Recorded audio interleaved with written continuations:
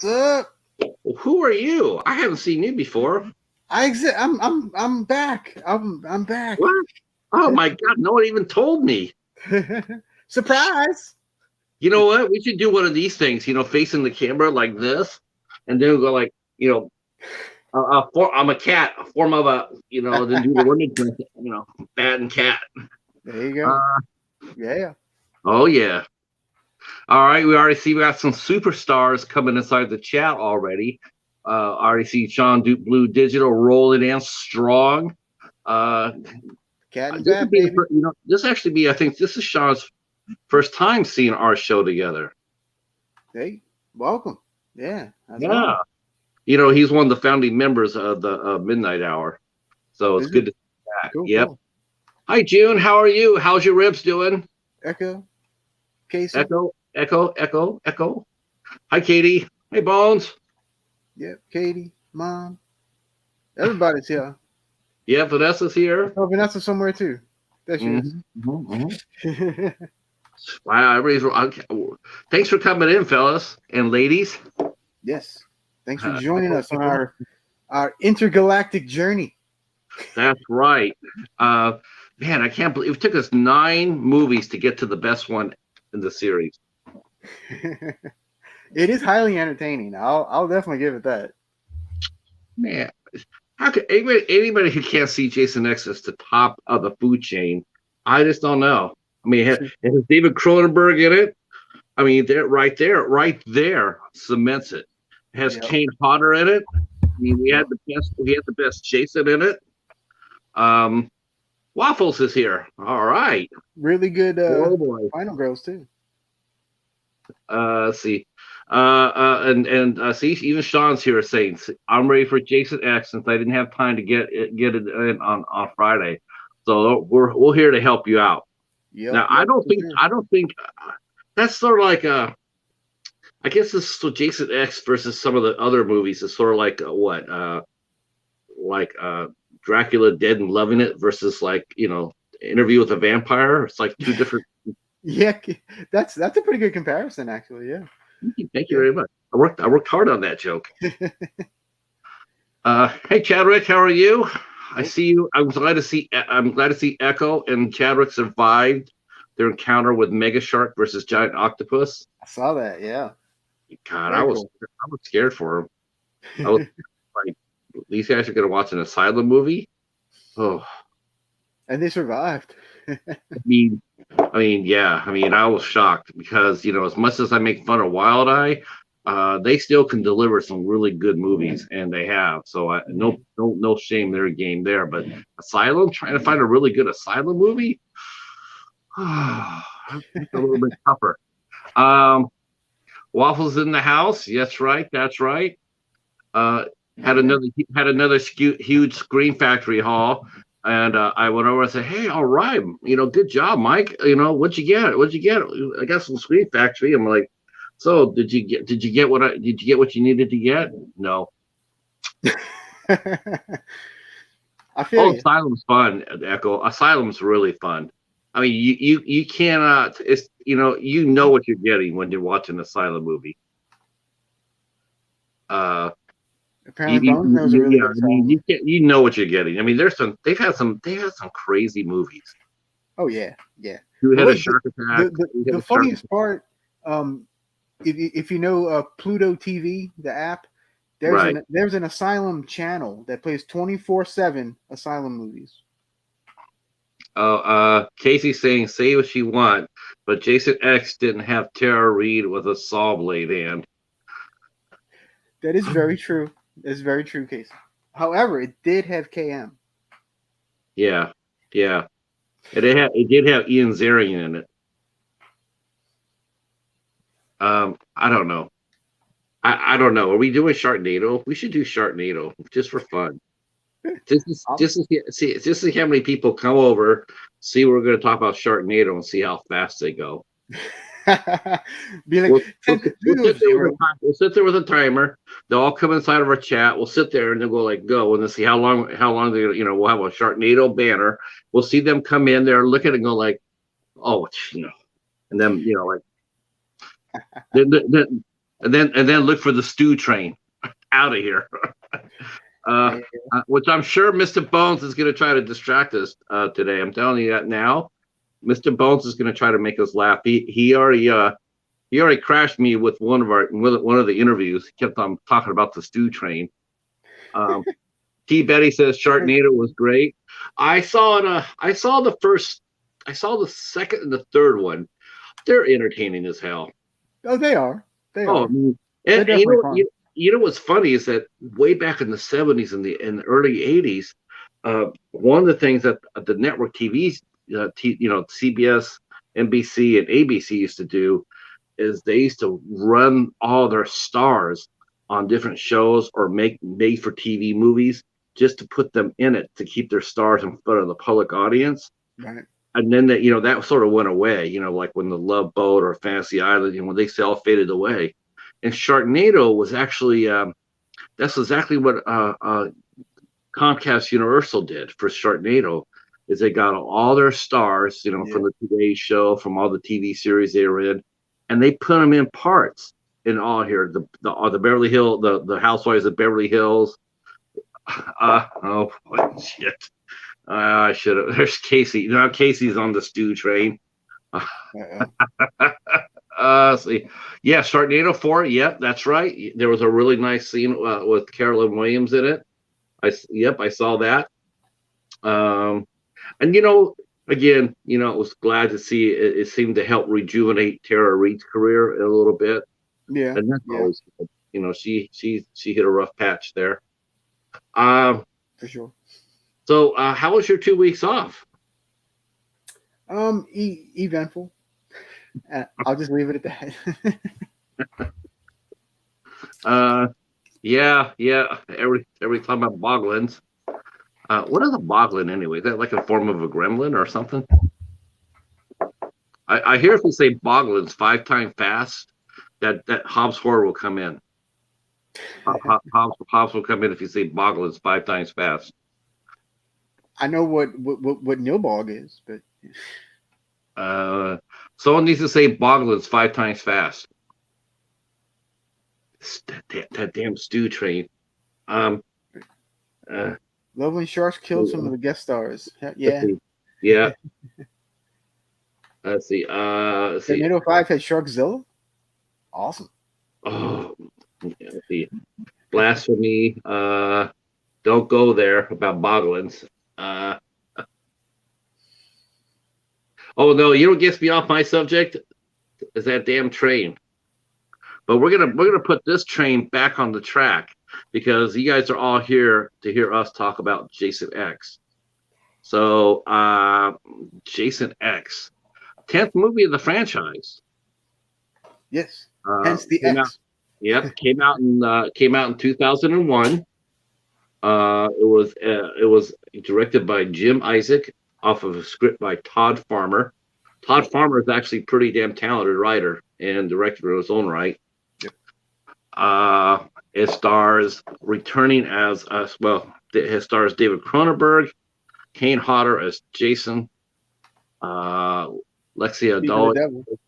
Doig as Rowan, Lisa Ryder as KM14, and Peter, let's see if I can pronounce his name right because I don't want to kill it, but he's definitely one of my favorite side characters in this. Peter Mensa, yeah. Sergeant Brodsky. God, what an awesome character he was too. Yes, I definitely thought so. He is the one that actually. Well, we'll talk about that, but he's the one that took the ultimate surfing trip. Yeah, pretty much. Surf's up, brother. Star-Lord's in the house. Good to see you. And so look I said boglins 5 times, Hobbs horror pops up. And he popped up. Thank you so much. You knew it. Knew it. That's right. Boglin. All right. Yeah. Fun. All right. So Jason X came out 2014. This movie I thought it was pretty daring. I mean, they decided they'd do a meeting. Todd Farmer came over and said, listen, we don't know what else to do with Jason. Where do we go with him? I mean, he's done everything and been everywhere. what can we do to keep it fresh and entertaining? Now I know supposedly there's supposed to be like a unspoken rule as don't take your main characters to space, but it's been done before and it's done pretty well. So they took Jason to space. Indeed. Uh, I find that New Line really went kind of, I wouldn't say crazy with Jason, but they definitely tried a bunch of different things with Jason. And it's especially in these last two movies, Jason Goes to Hell and Jason X. To me, they're the two most different Jason movies than any of them. a little bit, you got to give them credit for one thing. I mean, I know a lot of people don't like these two movies. A lot of them, every time you see rankings, these two are always pretty much near the bottom. Mm-hmm. But there's one thing you have to give them credit for. Okay, so maybe they're not the best movies made, but there is one thing they are, and that is they're creative. They came up with a new idea. Yep. Now, despite what anybody else says about them, it's not the same. Oh, here comes Jason / hack. It was a little bit. They tried different stories. They tried different things. I mean, I gave credit for New Blood too, for that aspect of it. But as far as coming up with an innovative and original story, you got to give Jason X and Jason Goes to Hell credit where credit's due. Oh, absolutely. Of course, that did not apply to either one of these movies when they came out because these two had the two lowest returns at the box office. Yeah. Jason X it had an $11 million budget, but it only made between $14 to $17 million back. Dang, that's all it made. Wow. Yeah, not good. I gave them my $7-8. So I did too. Like I said, I'm a huge fan of this movie for a lot of reasons. Let's see. Mr. Bones is let's see, the Kirby space shuttle. Okay. Yeah. That's interesting too. We probably talk a little bit about that after we're done here. So the movie opens up in a modern time, though. It's like present day, maybe a little bit into the future. No, I think it was present day. And I guess, though they never understand. It's almost like this movie totally forgot or totally ignored the Jason Goes to Hell because Jason's physical body is back. He's back, and he's being held on stasis. He is going to be used for some sort of military experiment because his body has been, because he keeps regenerating. Yeah. So the military wants to figure out how does he do that? How does he keep regenerating, and how can we use it to our own ability? For a guy got shot in the field in a combat zone, well, we just give him this little drug and they come back. Yes, and of course the wonderful doctor that wants to find out all of this wonderful information is played by the one and only David Cronenberg. That's right. The master behind Scanners and Crash. And people forget that David Cronenberg actually did a lot of acting, not directing and acting like Alfred Hitchcock, but directing. He was the main antagonist in Nightbreed. Yeah, sure was. And I saw him in a movie called Last Night on Earth with Sandra Oh, and that movie is blazing. It's really good. I'm gonna have to watch that. He's a fine actor. He really is. He doesn't come in there. He's not there for a cameo. Though in this movie he is, but he can act and hold his own. He can play a role where he's not directing. And this is where we meet our other scientist, who is Rowan, played by the lovely Lexus Doig. And yeah, she's awesome. Yeah, she is awesome. Okay, has she aged at all? Not much. She's in the new the Chucky series, That's right. Yeah, and she yeah, she looks maybe 2 or 3 years older than she is here. yeah. And this is 21 years ago. Yeah, she looks like she's the one that's been in stasis for 20 years. She looks amazing.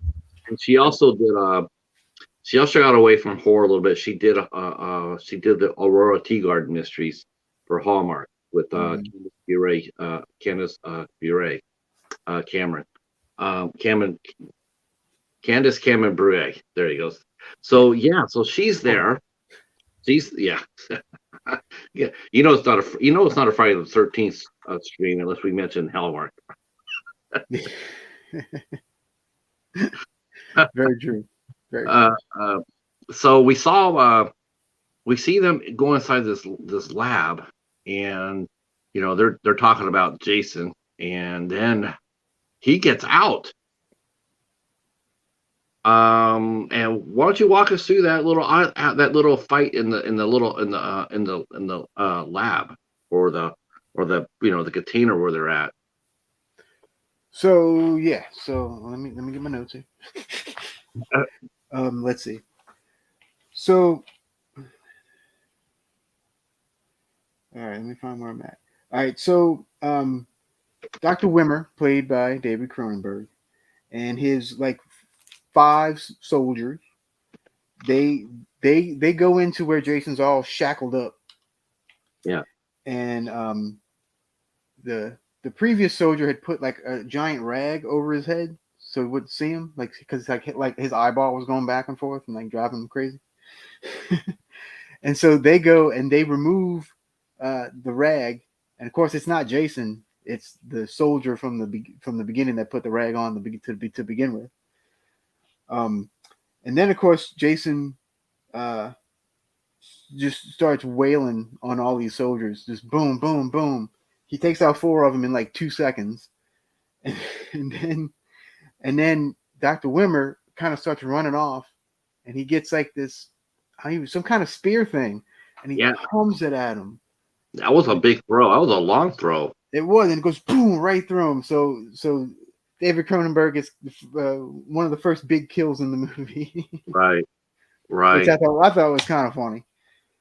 Um, and so uh, let's see. And then So Rowan is kind of lurking in the hallway, and then the main soldier guy gets pushed through the door, like I guess Jason just freaking threw him into the door. So the door busts down. He warns Rowan, "Hey, he's alive. He's trying to kill everybody." Blah blah blah. yep. And And so she gets a shotgun, and she kind of goes down because she's the one that wants to cryogenically freeze him for right. a while. So she kind of leads him to the cryogenic chamber. Just leave And on there, because she's the last one left. right. And so like Jason, Jason pops up, and then she starts wailing on him with the shotgun, boom, boom, boom, boom, and eventually shoots him back into the cryogenic stasis pod. And so she goes up to the pod, and she kind of checks on it to make sure he's up in there and he's about to freeze. And Jason takes his machete, and it actually goes through the pod into her stomach. So she's now wounded. She falls down. All the cryogenic freezy stuff starts coming in, and of course through that little hole. So Right. now she's going to be frozen as well. Yeah. Yeah. So I think looking back at it, I mean, she got really lucky in one sense, because she would have probably bled out without that. She would have died because there's nobody in there left to help her. yeah, yeah. That is I always got to chuckle that Cronenberg was only in it for a couple of minutes. Yeah, yeah. I mean, it's one of those. I mean, sometimes you see that. I mean, you do see that with really well known people. They'll come out here for a quick cameo or something like that. Yeah. As a favor to somebody. Hey, can you help us out a little bit? Because I remember when Cronenberg was announced in the movie, I remember a lot of people were buzzing about it. Cronenberg, because he has such a reputation. So, I do think it brought in a few more heads into the theater for sure. Yeah. Oh yeah. Definitely. Definitely. Yeah. So that's kind of our big opening sequence. Oh, and we also did forget to mention the opening credits were the cheesiest CG version of hell that you can possibly imagine.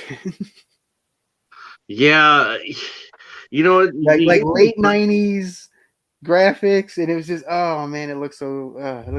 you really got the idea that they spent. Honestly, you really got the idea they spent most of their budget, honestly, on the cast, or I mean, because a lot of the effects, they seem dated almost from the get go. You know, Yeah, yeah. they really did. I was surprised to read the budget was 11 million, because I'm like, okay, so where did the money go? Because mean, it wasn't like David Cronenberg sitting there asking for $1 million salary for 2 minutes worth of screen time. It's a little perplexing. It's like, okay, was that 11 million with the marketing built into it? I mean, that would make sense to me, because That makes total sense. the movie itself did not look like it was worth $11 million. It Opening looked a lot. credits. It looked a lot less. Here you go. Opening credits is like watching an extended Lionsgate movie. Yeah, yeah. Right. Oh, I can see uh, that. damn. Sean with the line of the night. Yeah, Yeah. Lionsgate has been catching a lot of heat lately about that, Sean. A lot of heat. Yeah. Um, uh, they probably did that with just dry ice, though. June. They probably use that. They probably use dry ice for that effect. I would Um, imagine. did it look like the end of Spawn? Oh, Yeah, that ain't kind of. right. That ain't right. That ain't right, Casey. God, that's not right. Leave Spawn alone. Oh, think of the greatest American hero. Then we're talking. Oh gosh, these guys are savage tonight. Damn. All right, man. bringing bringing a poor old Spawn. Bring in the fire. That's right. And Sean bringing up the Lionsgate movies as of late. Yeah. Holy crow, man! I'm firing you guys. You guys are on fire already. We're 23 minutes into the show. You guys are blazing it. Yeah, Um, all right. So yeah. So Roland goes in there. She falls asleep. You see her fall asleep. You see Jason. He falls asleep, and then next thing you know, we're here we are in space. Or the ship comes in, and we get to see our young cast for the first time, because they're coming in. They're on explore. I think they're on an archaeological mission, if I'm not mistaken. I believe so. They don't. Yeah, I don't know if they really say. I don't recall I them think saying they're. anymore. Yeah, I think they're college students, basically. I think they're on an Yeah. archaeological. Well, yeah. That seems to make sense. Yeah. Uh, is anybody watching Jason X tonight?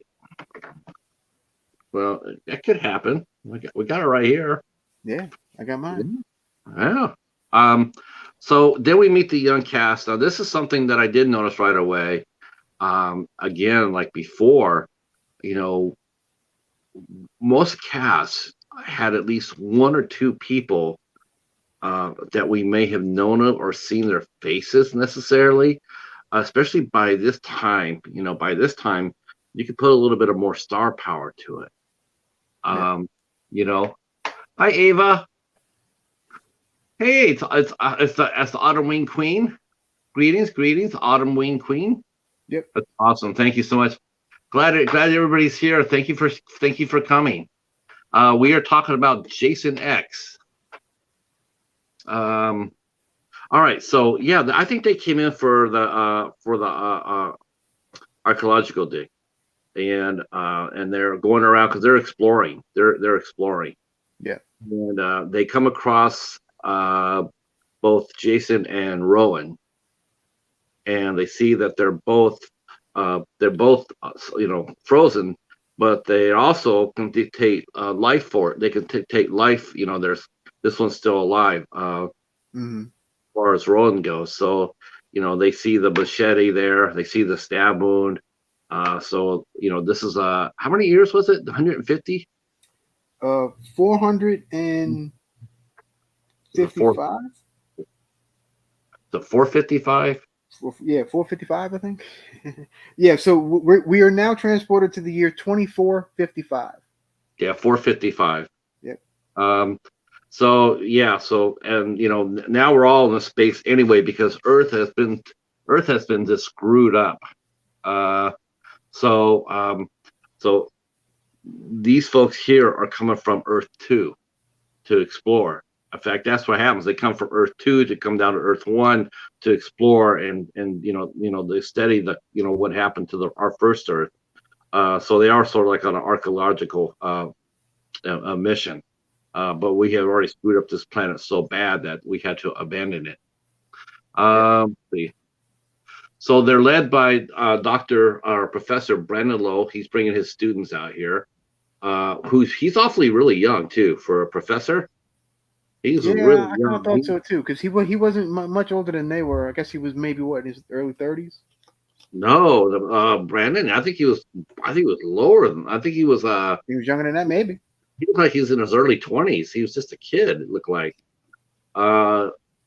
We see him. He's got his Android assistant known as KM14, and several interns and students by a bunch of names. There's a small military presence there, a small contingent of military, just in case, because you don't know what's on a dead or dying planet. So, welcome to the Xander Zone.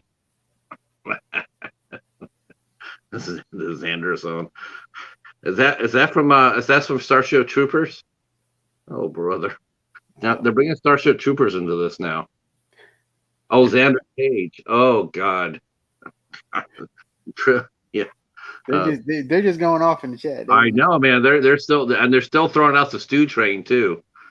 So, okay. So they Do got. you know what KM14 is short for? Hot babe. They actually do say it once. Hot babe. Knowledge Matrix Android. I was gonna go with hot. I'm sticking with hot babe. Because Lisa Ryder was sexy as hell. She was something. She was wicked. I mean, I'm a little partial to Rowan, but whatever. Oh yeah, Rowan would be my girl, but KM14 would be right behind it. Those two are my two favorite girls for sure. Final girls. I can see that. Okay, hop aboard. No bones. Yeah. Jason, when he revived, he could have used a medic.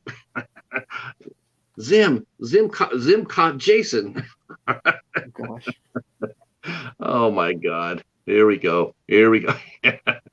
See, now, and that's what they should have done. They should have did that. They should, instead of having Jason fight Freddy, they should have had Jason fight Rico's Roughnecks. Yeah, that would have been, Jason versus Starship Troopers. There you go. Now that's a movie. I would have seen that. Of course, they would have had to bring back Michael Ironside though for that. Well, there's just no way. Yeah, definitely. There's just no way you can't leave him out of the fight. Mm-hmm. Especially since he has ties to David Cronenberg anyway, right? Right. All right. Okay, so anyway, back on Earth 1. We have the Earth 2 students. Adrian, Thomas, and students Turasan, Janessa, Arizel, Kinza, all these weirdy future names. Waylander and Stony explored the abandoned Crystal Lake. So they're going to and the Crystal Lake has actually been the facility where they had Jason housed at. Was actually on Crystal Lake. They actually made a research facility. They did, and actually, so this past weekend, I watched some vloggers and stuff too, and one of the vloggers I watched went to Blairstown, New Jersey, which was where the first Friday was filmed, and they had like a little mini con, and they had a giant poster of the map of Crystal Lake, and you could pinpoint all the different areas. Like there was the Jarvis house, uh, Higgins Haven, all of it, and it was all of it was on the map. And then they even had the Crystal Lake Research Facility kind of off to the side, kind of in the woods. And I'm like, that's really, really neat poster, and I really want that. It had You know, everything. It was you know, really cool.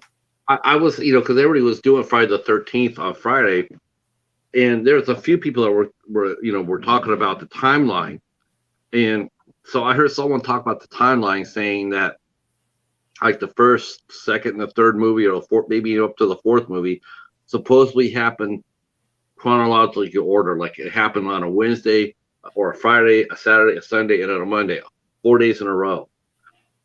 That was their opinion. That was their theory. Um, I was listening to that. I'm going like, I don't know how. I have no idea how they got that. I had no idea. Uh, it I have no doesn't. idea, but I've read that in multiple places. Yeah, So I think that's just one of those fan. I think it's one of those fanfic things that they think about. It's. I don't think it's correct. I mean, logically, you look at the movies, it doesn't fit at all. It doesn't fit at all. I mean, not unless you're talking like Camp Crystal Lake being the size of one of the Great Lakes. You know. yeah, Uh, right. let's see. Kind of goofy. Star Lord's going to check it out. See, I think Sean's Mr. Bone says I'm right, or you're right. I don't know Somebody's if right. I'm right about it not being possible. I don't think it's possible. I mean, we went over that, and there's just no way it could happen in just one day. I think it was the first and the second was the one day that did happen. After that, it took time between the movies. Okay, so anyway, they're exploring. They take Jason and Rowan into the ship.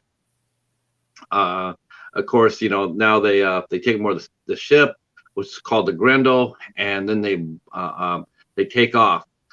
Um, uh, uh, and then they revive Rowan and heal her. Whereas in modern times when Rowan was, she would have died out without medical help. But they were able to heal her when they revived her. So she wakes up and she finds out that she's been revived, and now she's been asleep for 455 years. But the first thing she immediately thinks about is Jason. Yeah. Yes. Um, So that's been on her mind for 450 years. I can't blame her. Woo! That's a Um, long time. but she believes that he's dead because when she saw him, he had holes all up in her, and she didn't think that they would take him with them. Like he's dead.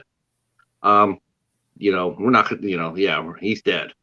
But unfortunately for everybody concerned, they take Jason's body down to the morgue, and while he's down in the morgue, he starts to thaw out.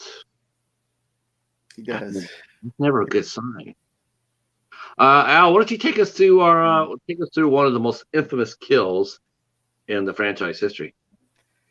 So Jason starts thawing, and trying to remember what her name is. Adrian. Adrian, the blonde. She's blonde. She looks like a supermodel kind of thing. She's doing doing research on Jason. Trying to just kind of give him the once over, right? And so basically, Jason just kind of gets up, grabs the back of her head, puts it into this like liquid nitrogen stuff. It immediately freezes her face. Yeah, she's lifts dead. her up. She's dead. I Even mean, before he, and her face is completely like they Yeah. ice the whole. So he takes her head and he just bashes it onto the desk, and boom, goes everywhere. Definitely one of the most memorable kills Yeah. in the entire franchise, and a lot of people love this one. This is a lot of people's number one kill in the entire franchise. It's not mine, but it's up there. It's definitely top 5. I think. Definitely top 5. It's not mine either.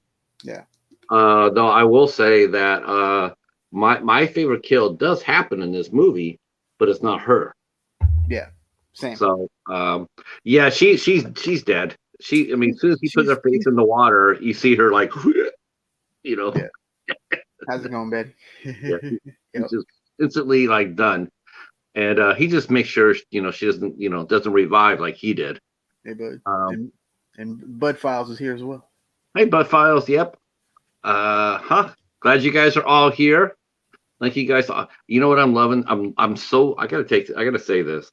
I'm so digging so hard right now that not only we got some really great people in our chat, but dude, we got some older ladies in the chat that are loving horror films. We got your wife, your mom, your aunt, and we got Ava and we got Betty here. I mean, it's just amazing to me. I think it's so cool. Yeah. Yep. Very cool. We should ask Bones, give him something to do while we're talking. But Bones, how much does it cost to get on the stew train? That'll keep me busy. What's the Do some ticket price? calculations. What's the ticket price on the stew train? All right.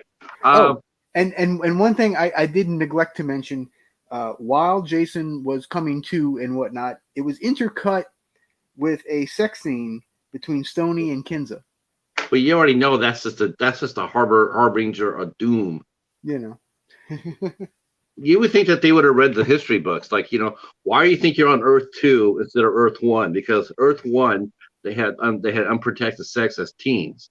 That's the reason why the planet went to hell. You would think they know this and not do it on the new planet, but there you go. Betty's calling you out.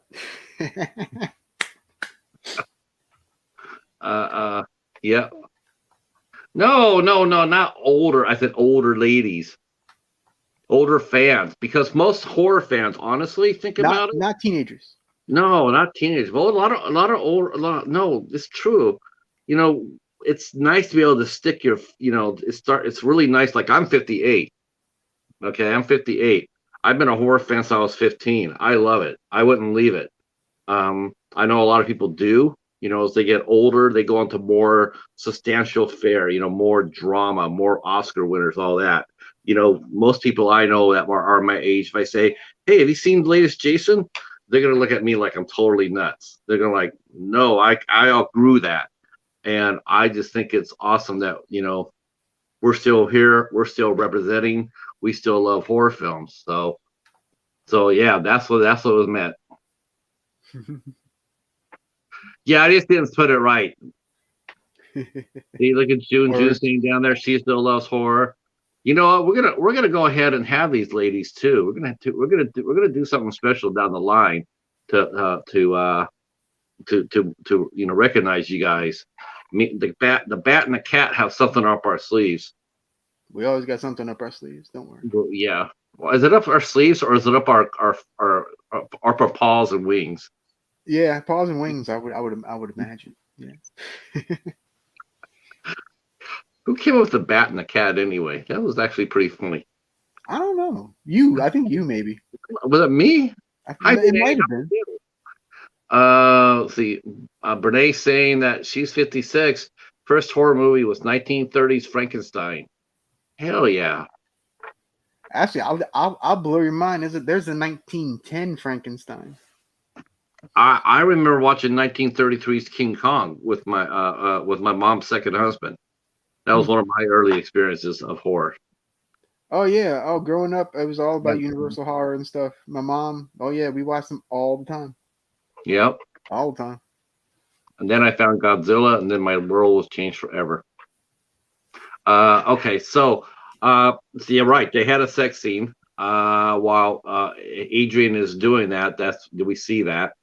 But Rose warns them of some danger because she knows that if Jason's still alive, that they're all in mortal danger. And she also has to tell them about him. He's super strong. He's supernaturally strong.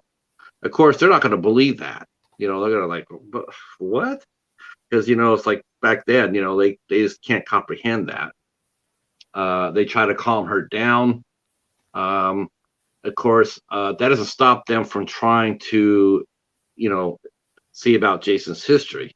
And Professor Lowell does that. He calls his financial backer, the guy who's putting together this mission to go and explore the Earth One, to tell him about what they got, as far as Jason goes. Yeah. Uh, Jason actually his name has survived to 455 years because the person who's behind the mission, he knows the name of Jason Voorhees. I don't see how they couldn't. I don't know how they couldn't if they were going to blaze down to Crystal Lake Research Center. You would think Right. they would already have to know about the history of the place. Back then this is what it used to be. So I'm not really entirely buying the fact that they're not really sure who Jason really is.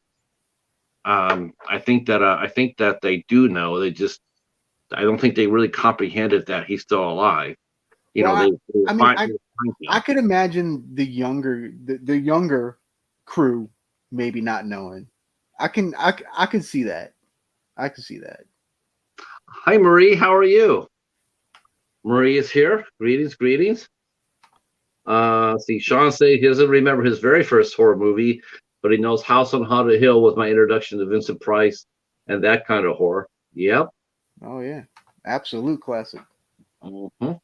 Love House on Haunted Hill. Let's see. See.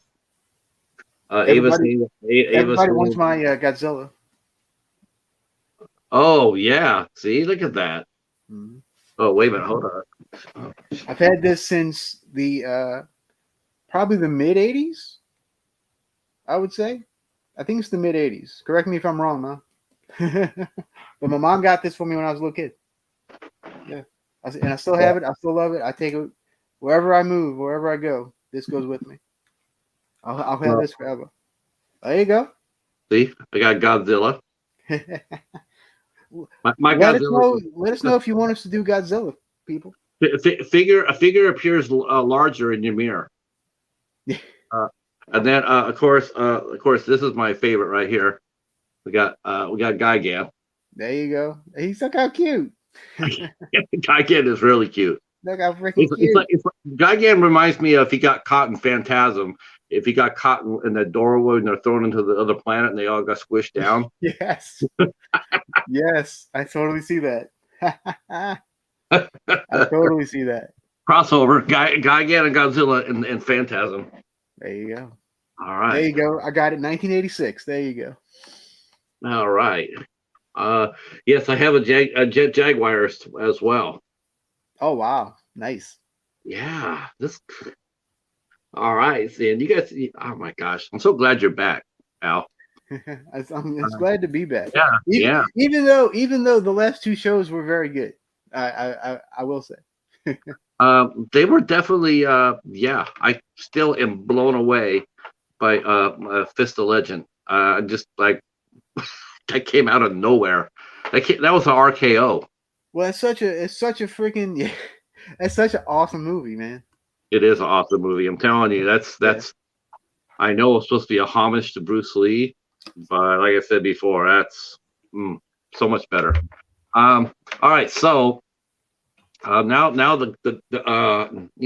they got they contacted the financial backer, knows about Jason. So instead of just jetting him out with the debris like they should have done, they're going to decide to bring him back. Uh, and so and they're going to sell his body to a collector. So Stoney and Kinza are they're breaking the rules. They're having sex, which is going to set off Jason. Let's see, and then he gets out. Jason gets out. He finds a machete shaped. It's not a machete, but it's sharp. It's sharp. It's a sharp edge knife, edge weapon, and he starts attacking people. He kills Stoney right in front of his girlfriend, and she freaks out. And then the military guy is led by Sergeant Brodsky, who's played by Peter Mensah, who actually has a pretty damn good career himself. he played the Persian envoy in 300, the one where Yes, Gerald he sure did, Farmer. didn't he? Yeah, Yeah. he did. He says that's where he says this is Sparta, and he kicks it down in the hole. So he also did a Scorpion King movie called Book of Souls, which is actually very good, very good movie actually. Um, Yeah, I've only seen the first one. I've never given any of the sequels a shot. let's see. All right, Keith is here in the house, haunted by horror. Awesome, awesome. Thank you. Yeah, thanks for coming in. Thanks for coming in for our talk about Jason X. Arguably the best movie in the franchise. That's at least that's at least that's what Gigan and Godzilla have to say. That's what the and the cat apparently. And yeah, and the cheetah. That's right, the cat. All right. So now Jason's loose on board of the ship. Now things are gonna go to hell in a heartbeat. So they have a small group of soldiers, and they're gonna go ahead and try to attack Jason to put it, they either kill him or at least try to contain him. At the very worst, blow him into space. But they don't really know about Jason's abilities. They see him as being revived and being normal. They don't really get an idea of who he truly is, because otherwise you wouldn't. The best way to get Jason is a standoff. You can't get close to him. You can't get within where he can grab you. But that's what they do. And you don't split your force up. So unfortunately, the Sergeant Brodsky doesn't know who he's really fighting, and he's got a really small team. He breaks them open into twos to find them, and then Jason finds them, and then and he kills those soldiers one by one. By one. By By one. by one.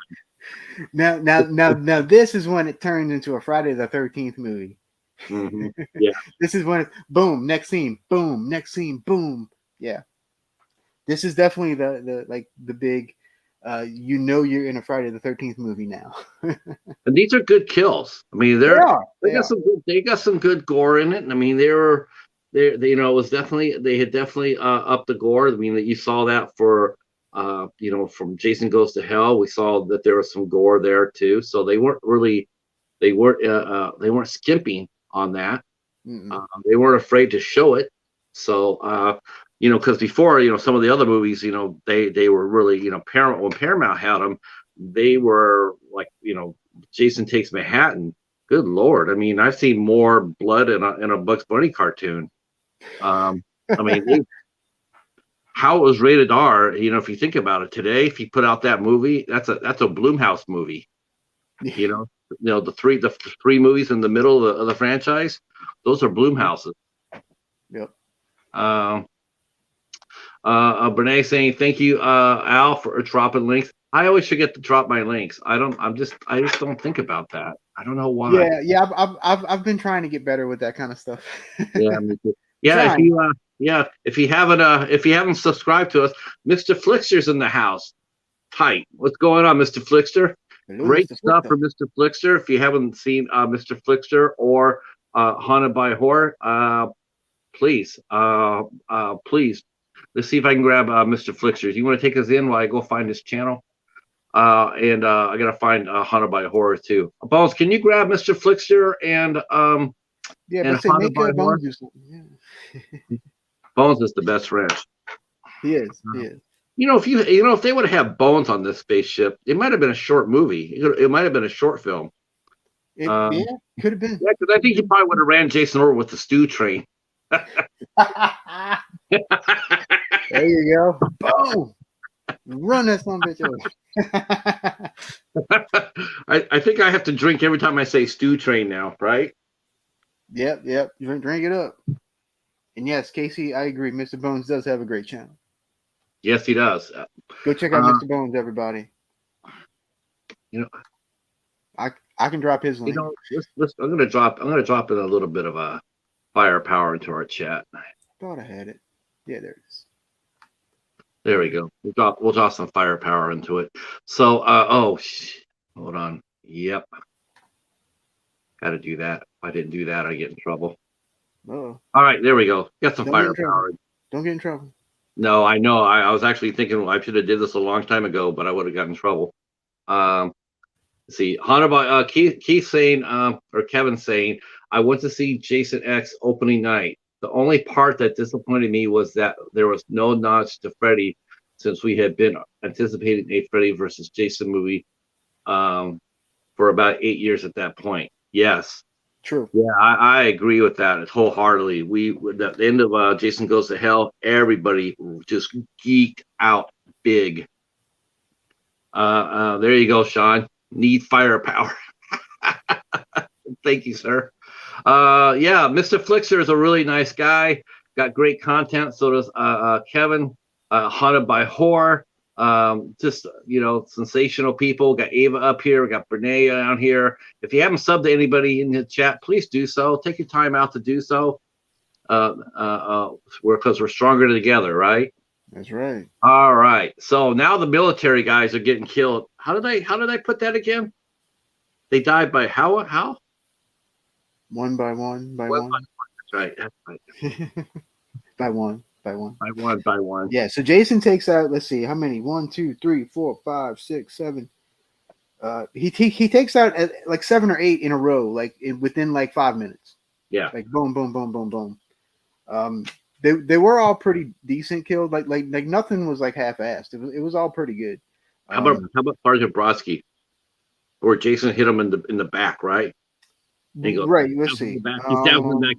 You think that's gonna be enough? You think that's gonna be enough to kill this old dog?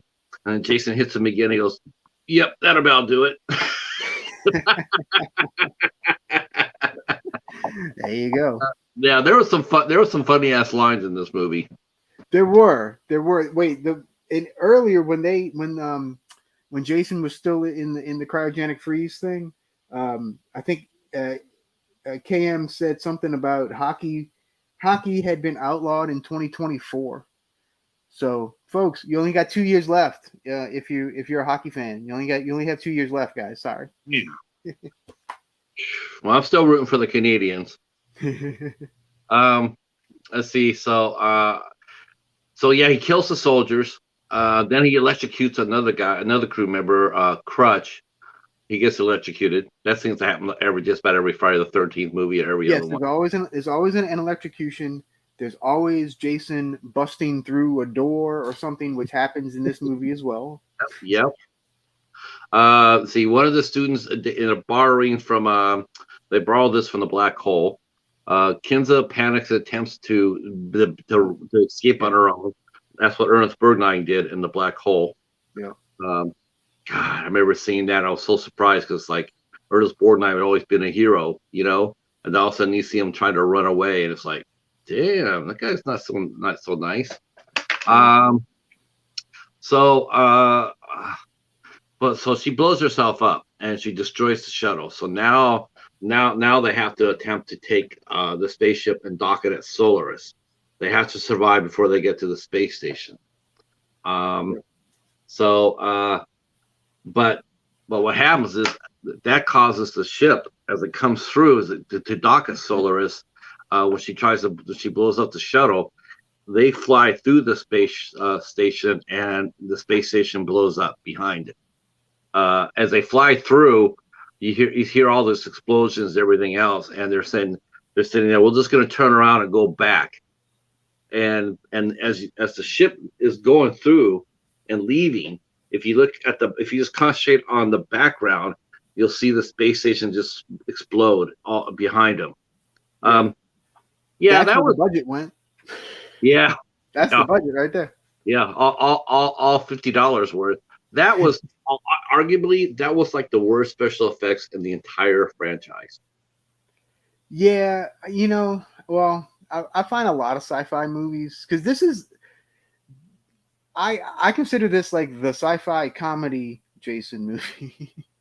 But like, yeah, and at this point in time in 2001, this is when the effects weren't quite there yet. Even in big budget stuff, like there was very few that looked really good at this point, in my personal opinion. And yeah, so it does kind of suffer from that. But however, if you like the cheese factor, this one ramps it up because of the special effects. Well, I only thought the Solaris effect was cheesy. I thought the rest of the scenes were pretty spot on. For the most part, they weren't too bad. But like some of the the beginning, like the hell and all that stuff, all just looked awful. Uh, Yeah. Oh, great, awesome! Thank you so much. All right, this is okay. People are are greeting everybody and drinking coffee. Like I got my coffee here. I don't have an emoji cup, but I got a Jimmy cup. I got my water. Yeah, that's the only part. That's the only part. They did have some funny lines in this movie. I mean, Brodsky, with the knife in the back, saying, "Yeah, that's about it." Yeah. I mean, that was funny. The Solaris was pretty bad. I thought the ship was fine. I thought the interaction on the ship was fine. As far as that goes. And what I really, really like about this movie, and we're coming up to it, as we truly do find, in theory, Jason met his match in this movie. I mean, he really basically got lucky. He really did. I mean, if this had happened, he does. Yeah. He does. Yeah. I mean, if there was, he gets lucky to survive. Before he would win, he would still be alive. He'd be put in the water. He'd still be alive. He had his eyes open and everything else. Jason pretty much as far as the supernatural state, if he hadn't had the one small, he would have been it. Of course, we know that it was going to happen, but he just gets, he gets dealt with. No, it was never too late for coffee, Betty. Ooh, no, coffee is our friend. Yes, coffee. Okay, so after the space station blows up, so they lost their space shuttle, because the girl ran away. They flew into the space station. They caused the destruction. This is what makes this movie now officially the highest body count in any of the franchises, because before they killed maybe a dozen or so, but they killed unknown thousands of people when the space station blew up. We don't know how many people are on the station, but they all died because of Jason. So this has the highest body count. Well, actually, the writer of the movie, what's his name? I forgot his name already. Todd, yeah. Yeah, Stu. His name's Stu. So he actually went on record and said how many people were on the planet. Oh, okay. It was 24,683. Damn. Yeah. Not really. Yep. So there you go. Jason's record. So 24,000. And then adding up the kills, the single kills in this movie. So this brings Jason's total in this movie to 24,708. That's why Jason's the master. I mean, because Michael Myers, Michael Myers? Who's going to overdo that? Exactly. Yeah, Michael Myers didn't kill anything like that. Though we have to say this though. We don't know how many people died during Halloween 3 wearing the Shamrock mask. So I can't sit there and say Jason's the king, because you got to factor in Halloween 3 with all the masks on. But that wasn't Michael. No. No, I mean, but that's, it is underneath the Halloween. Well, so Halloween far, banner. I do think that Halloween ends. We will see the Shamrocks. So probably, I'm probably. I'm counting on. Yeah, that's my guess. All right. Looking outside into the chat. Let's see. People are saying it's too late for coffee. I just don't understand it. See, I don't think Bones has come up with a ticket price for the stew train. No, I don't think so. I know it's 24,708. Oh, is that how it's going to cost to get on the stew train? Yeah. Okay, you're now entering the stew train zone. Evil have your tickets ready. All right. All right. So let's pick up the story where we're at. Let's see. Yeah. So now they're So now it's one of your favorite parts. yes. So so after the planet explodes, Showing up. the girl, so one of the students, to Center on, I can't even pronounce his name. So he goes ahead, he takes the KM-14, and he takes her and he rebuilds her. He comes up with some upgrades. So then we see a totally badass KM-14, and she's wearing leather, and she's wearing arms, and she is a badass. Uh, and she comes over to see Jason, and Jason's looking at her like, "What the hell?" Uh, she is just lethal. What did you think when the first time you saw KM-14 upgraded? I thought it was pretty cool. I thought I remember in the theater, everybody started cheering. Yeah, We're like, yeah, like this is gonna be awesome, and then it ended up being pretty awesome. So it ended up being that's very it awesome. actually delivered. Yeah. It did.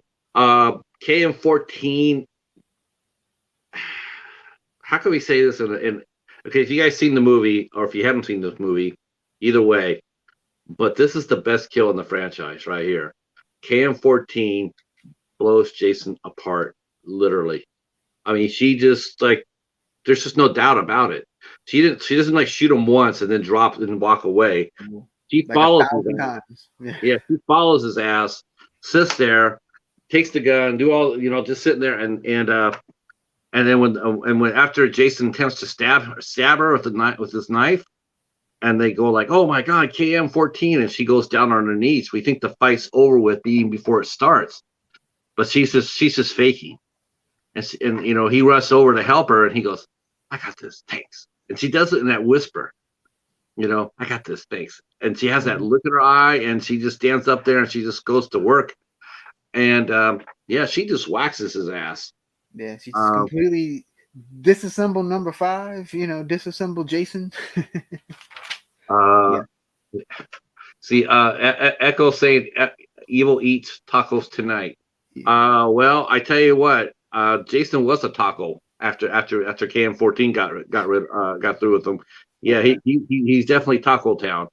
But unfortunately, because of the technology, he falls inside a machine that is run by nanites, and Yeah. so Nanobots. as they walk away, the nanites start rebuilding Jason.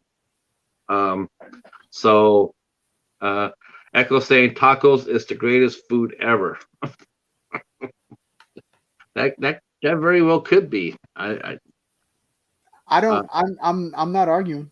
yeah, you don't hear me saying anything. Mm, I'm I'm I'm down with tacos. yeah. Uh, Yeah. um, We so should do a Taco Tuesday for To Be Tuesday. we should. Yeah.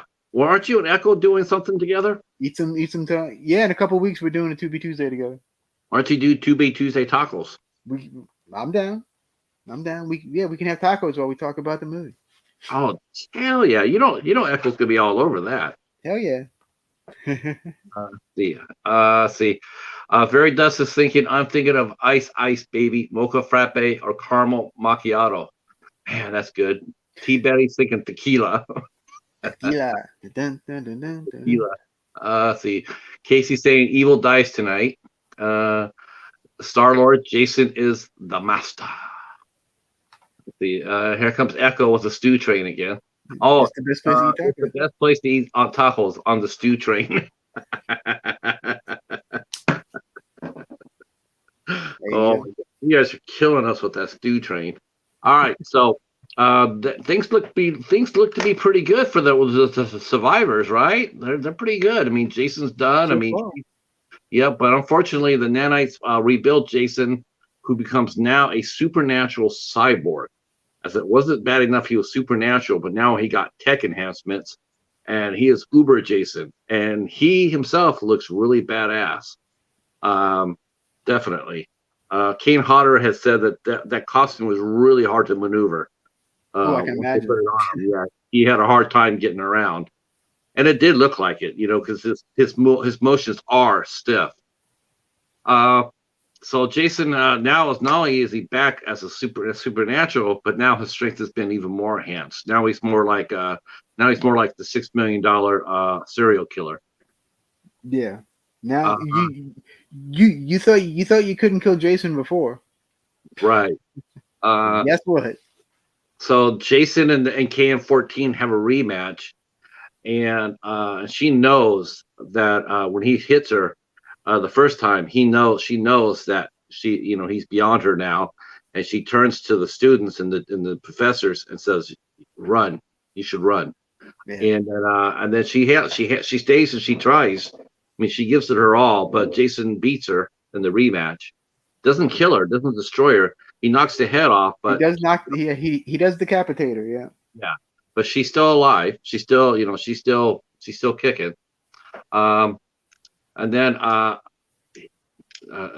Jason is stopped by one of the students he basically sacrifices himself to try to stop Jason by setting off the charges in an escape pad. Yes. So he's going to go inside the escape pod. He's going to take some explosives and blow up the escape pod and kill Jason with them. But Yeah. unfortunately, Jason is now back to being his old supernatural self. Is not. He does not. He survives that. Yes. And And he gets shot out into space. he gets shot out into space, but he comes back. He does that by punching a hole through the starship's hull, and that kills another of the students, Janessa. She gets sucked into outer space. Who, by the way, had the best outfit? Oh, no, he was really I'm just cute. saying. Janessa Yeah, had the best outfit. well, I thought KM14 had the best outfit overall. I don't know. Dude, she was wearing leather. I'm going with Janessa. She was In the wearing, chat, tell us whose outfit do you prefer? yeah, but she was wearing a cat suit. I got to go with her because she was wearing a cat suit. There you go. All right. Let's see. Let's see. Even Paladin's on the stew train. Yeah. I have never showed Paladin any of the Scream movies. Actually, Paladin and I have never watched a Scream movie. I can't remember the last time I watched a Scream movie. I'm still looking for the first episode and the fourth. So once I do that, then yeah, I'll show the Cheetah the movies. Okay. So back to this movie started. This is the last act of the movie here. Yeah, So this is the fun start. This is the fun stuff. Okay. So power failure with the docking door. We see that Brodsky has survived. We thought that he died, but he pops back up and he's still fighting. Mhm. So that's played by Peter Mensa. So he's a badass. He really is. Him and KM14, they're badasses in this movie. So power failure happens in this docking door, but Brodsky comes back and he's going to go out there in a suit and to fix it. Yep. So, but they don't want Jason to know what they're doing. So what they do is they distract him. And Rowan's in here, all this in the mix too. By the way, she's she's all over the place. Yeah. Okay, so they come out with a holographic simulation of Camp Crystal Lake. That was their idea, to have Jason like in Friday the 13th Part 2, right? Yeah. Where Jenny was trying to make Jason see his, like she was going to pretend to be his mom and to trick him that way. Well, they did that with Jason here too, with a holographic simulation at Camp Crystal Lake. So now he thinks that he's home. And it also throws in 2 naked girls, which is very much like a Friday the 13th movie. Yes. And then they reenact the famous sleeping bag kills. Jason goes down and he grabs him and he looks like he kills him. And but somehow Jason realizes that that he's being fooled. This is not real. Um, and Yeah, because this is, he sees one of them. He like off in the distance. He kind of sees. So he's like, "Oh, screw this!" So he starts walking. right. Uh, so Broski's still in his emergency outfit out his suit, his work suit outside, and Broski takes on Jason so the rest can get out. So he sacrifices himself, but he also goes out with a blaze of glory. Yeah, He basically takes on Jason in the middle of space and uses him as a surfboard. yeah, pretty much. Yeah, he grabs him and he's grabbing Jason on like this, and they go surfing and go inside the atmosphere where they start to burn up. And as far as we know, we know for sure Broski does, and Jason is on fire as well. Let's see, Yeah, so they basically just kind of like incinerate. right? Yeah, Let's see. this is a good one. Very I just as wonder, I wonder why they just happen to have those two topless girls programmed into the holodeck. I I also don't wonder. know. Yeah, it makes you wonder about the pilot, right?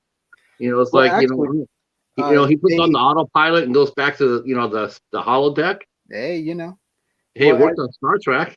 one of the funniest lines is actually from the camper girls. Right before they get naked, they say that they want to get drunk, smoke pot, and have premarital sex. Hmm. Direct words from them. I always thought that was pretty. Oh, and did you notice too? Right when it went to the Crystal Lake simulation, did you notice the music? All of a sudden, you suddenly hear for the first time in this movie. Oh, right. Yep. Now, I was like, yeah, oh, that was there it old is. school. Oh, Yep. there's old school. Yep. Um, if I drink, I will be a victim of Jason's. That's what Star Lord says. Casey's saying we love premarital sex. Okay. Okay, there you go. And for anybody who's wondering about that, about Casey, there you go. Bam. Hobbs is agreeing with Bone. All right. So the Habs. Okay, so the rest of the students, they actually survived. KM-14 survives. Rowan and KM-14 survives. And I think there a couple more students too. I think it was just more than those three. I think two other ones survived. Well, anyway, on Earth Yeah. 2, a pair of teenagers are by a lake when they see what they believe is a falling star. The Yep. teenagers to go check it out. They're going to go check it out, and lo and behold, they see Jason's charred mass sinks to the bottom of the lake. So we're not really sure if he's dead or he got just incinerated. I think he got incinerated. That's what they're implying. Yeah, But I think but so. you see him. If they would have ended that with that, I could have lived with it. I would have been okay with it too. Really? Could have lived with it. I Yeah. mean, I thought that would have been a fitting ending. They go to space, they have a wild adventure. I mean, he does his thing, he gets killed. I could have lived with it. It would have been a pretty good ending, like Halloween. With Jamie Lee Curtis, supposedly killing Michael. I was down with it. I was like, okay, I can live with that. I don't need to see him again. Uh, though he did come back. So this is Friday the 13th. This is Friday the 13th. This is Jason X. Um, what a fun movie! This really is the funnest of the movies for me. It has Yeah. the skill. It had been quite a while since I've watched this one, and I was pleasantly surprised in how much I enjoyed it again on this go around. Yeah, it's way more fun than I remembered. Put it Oh my that way. god, I was nervous because you were sort of like, oh man, do we have to do this one? I'm like, yeah, it's the best one. I don't think so. Yeah, No, no, this is a good one. It's definitely it's kind of for me it's kind of in the middle of ranking wise. I guess I don't know. yeah, I haven't officially done a ranking since since we're rewatching them. Yeah, I guess we will have to do a ranking. I guess we're gonna we're gonna Do some sort of a recap. Yeah, some sort of a. yeah everybody else does this, so why shouldn't we, right? That's right. Okay. Um. Cranberries reference for anybody. So what I'm really excited about though is definitely the biggest movie in the entire franchise, and that will be next week on your channel, as we are traveling to Al's channel, off to the Batcave. That's Uh, right. we're going to the Bat House. Going back, For huh? going back to the Batcave. That's right. Going back to the Batcave. Does that mean you get to come back to the Cat House, right? Yeah, the cat house and the Batcave. There you go. So we'll be there for Freddy versus Jason. Yeah, that should be a good one. It's been a while since I've watched that one too. But yeah, that's well. Actually, I actually went to a preview of Freddy versus Jason at the movie theaters, Okay. and they actually cut off the ending, so we didn't know who won at the preview. Oh, We actually wow. had to go back. We had to go pay for it to see who actually won. Oh, that's rough. Yeah, everybody was like, "Oh, damn!" Everybody was pissed. You know what they should have done if they were really smart? They should have played like they should have showed it on 4 screens. And 2 of the screens showed Jason winning, and the 2 of the Right. screens showing Freddy killing, and then release everybody all at once in there. Oh Like, man, you see Jason kick ass? Well, what are you talking about, man? Freddy was all over that shit. No way. that would have been a way to do it. Yeah. That would have been it. That would have been a good furball. Yeah. Let's see. Yeah, we're gonna do. I guess we are gonna do rankings, and we're gonna do something else that initially we thought that we were not gonna do, but we are gonna cover the remake, or I should say, I will be covering the remake. Me and a guest of my choosing. As the 22nd sees us going back to Al's channel for Freddy versus Jason, and then back to my channel on the 29th, and we will be doing the Friday the 13th remake, the reboot, which I have never seen. I have never seen it. I am definitely interested to hear your thoughts. So yeah, I want to see if the kills, and I want to see if Jason, if he's changed his style. Is he going to be killing people in mass, or is he going to be killing them one by one? By one. by one.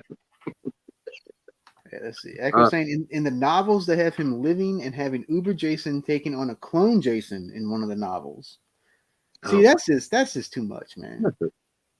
Well, they have this one series written by this hack where Jason, it was supposed to be aimed for the young adult audience, and so this hack comes in and he does it, and it's not even Jason, it's just his mask. The mask comes on and possesses kids to do stupid shit. Geez.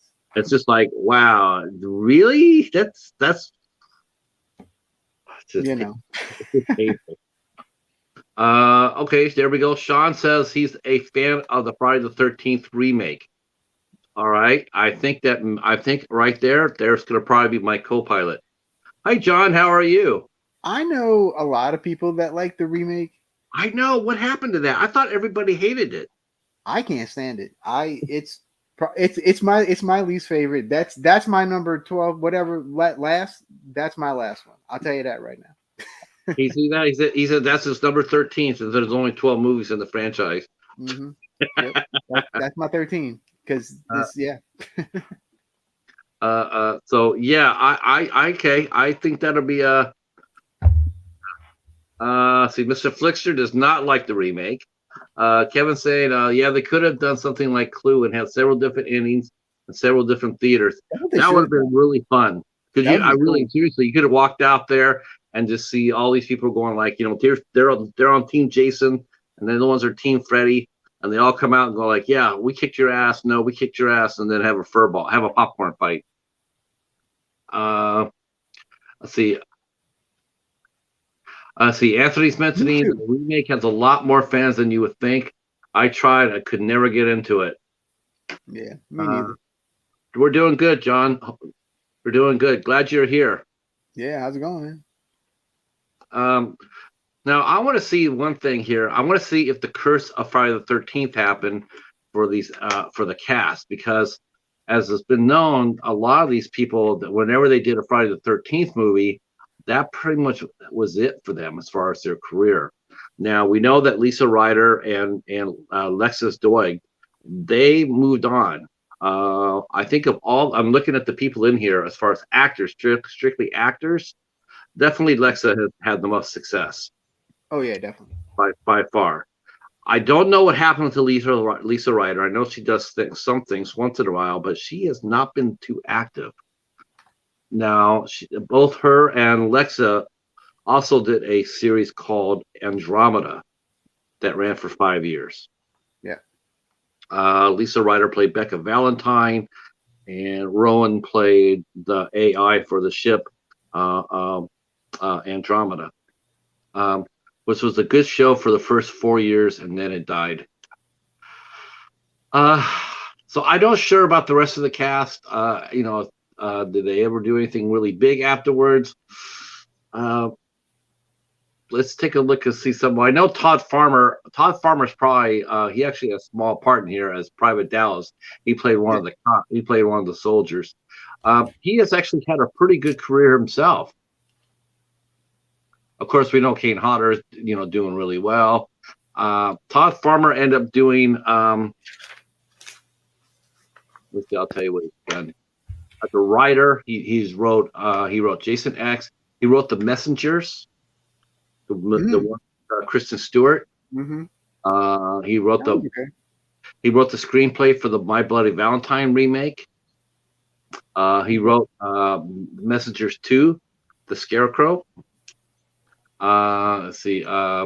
He also wrote the movie Drive Angry with Nicolas Cage and Amber Heard and William Fichtner. That's a badass movie too. That movie's badass. Love that. I love this movie. This movie's awesome. Which one's Drive movie. Angry? Yeah, Drive Angry is the This shit. movie's great, man. I love this movie. And Sure there's a connection there. To Halloween. is there? There is. Tom Atkins plays a policeman and he also played in Halloween 3. He was the main guy trying to stop the evil Shamrocks from killing all the kids. Yep. Let's see. Yep. And he also wrote a movie that just came out not that long ago. Actually, you could have got it at Hamilton Book or at Dollar Tree. A movie called Trick, which is supposed to be a very good movie. I know that Horrific Nightmares JM was raving about that, and I do believe so was Hobbs. Sure. Let's see. As far as the director goes, a lot of directors, a lot of people just had really bad luck after they did the Friday the 13th movie. They just didn't do anything really much afterwards. Let's see. Yeah. I'll be down for that. Let's see. Monster Brawl is very fun, by the way. If anyone has not seen Monster Brawl, it's on. I think it's on Tubi, if I'm not mistaken. They had a horror wrestling movie called Monster Brawl. I saw this movie. Let's talk about. So on the 29th, real quick. On the 29th, I will be here. I got to figure out someone to co-host with me. But maybe it's not too soon to start thinking about this, because after we watched Friday the 13th, the remake, on the 5th,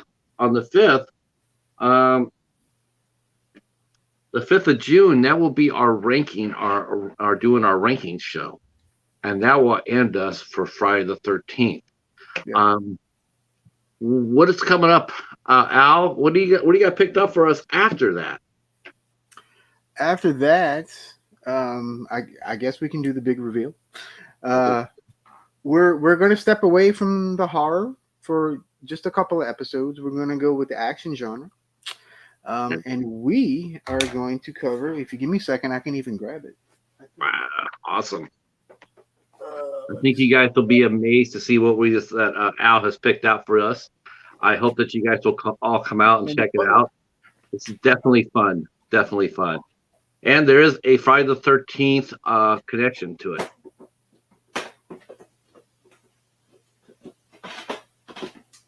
I can get it, I promise. That's not even the first one. Mm-hmm. All right. Well, I grabbed the sequel, but it's fine. You'll still get the gist. That's We're right. gonna do American Ninja 1 and 2. That's right. American Ninja with Michael Dudikoff and Steve James. One of my all-time favorite movies growing up as a kid. I loved American Ninja.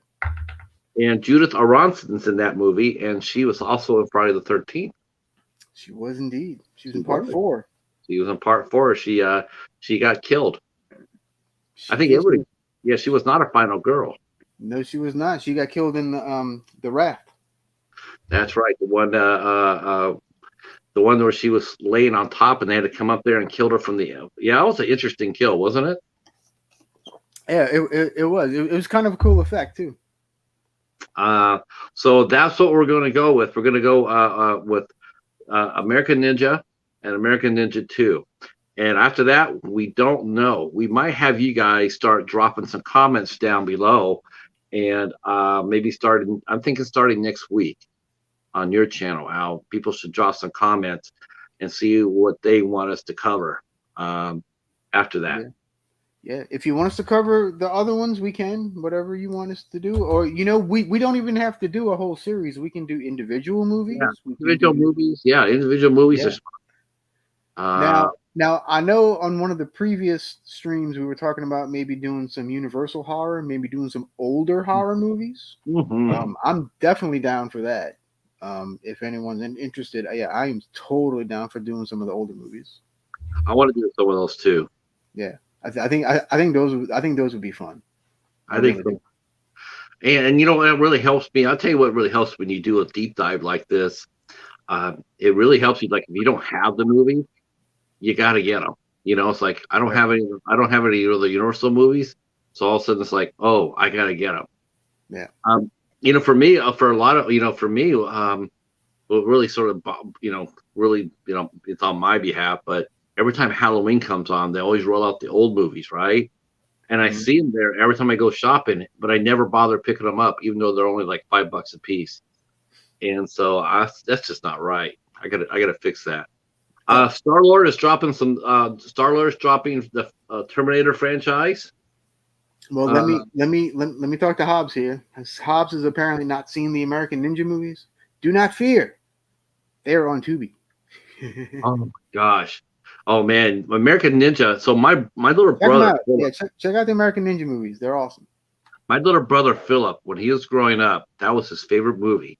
I've told this story many times, but this is true. This is true.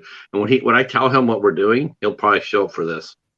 So he loved that movie so much that we would rent it at the VHS. We get the VHS from a mom and pop shop. We get that movie every weekend. We get 2 movies every weekend. One of those movies was American Ninja every damn weekend. In fact, he watched it so much that he basically wore out the tape.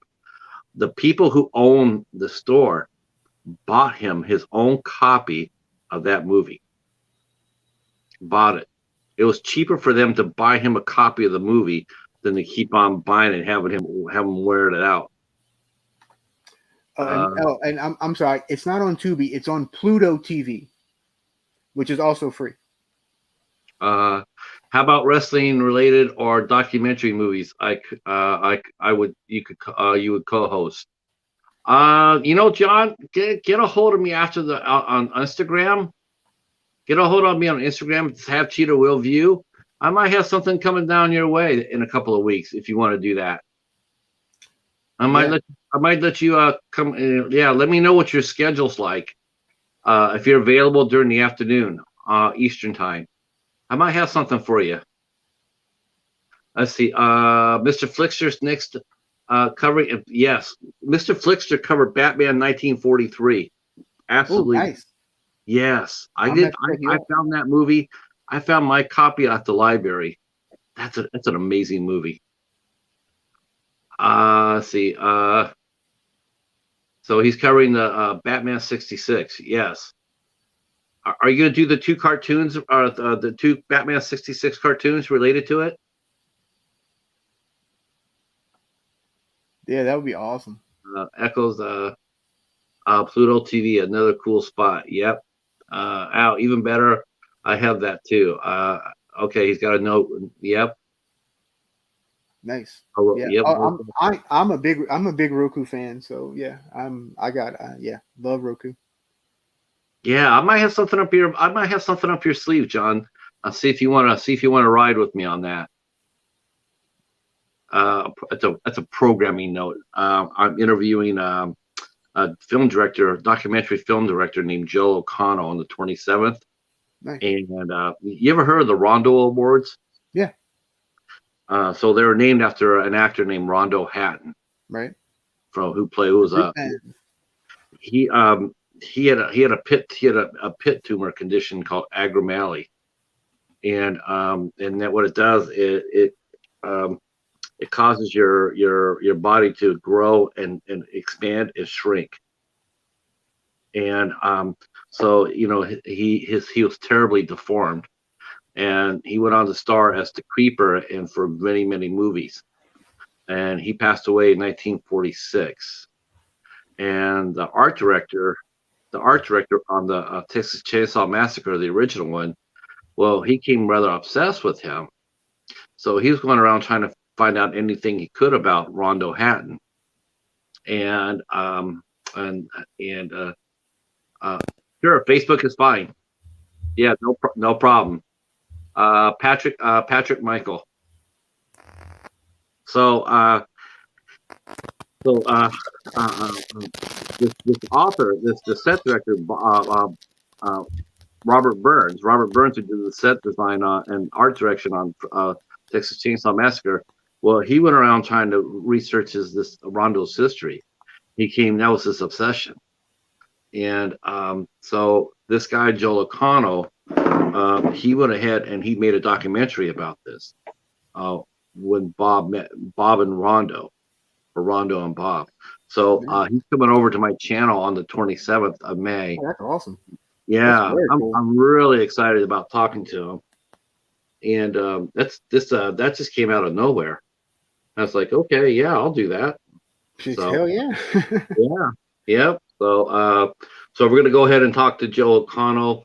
Yeah, I'm looking forward to that. I probably should do more documentaries. Let's see.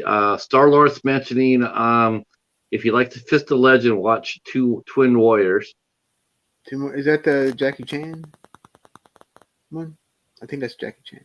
That's Jackie Chan. Well, my mom just brought up Larry Talbot, and so I wanted to, since you brought that up, I guess I'll show off my Wolfman NECA, Ultimate Wolfman.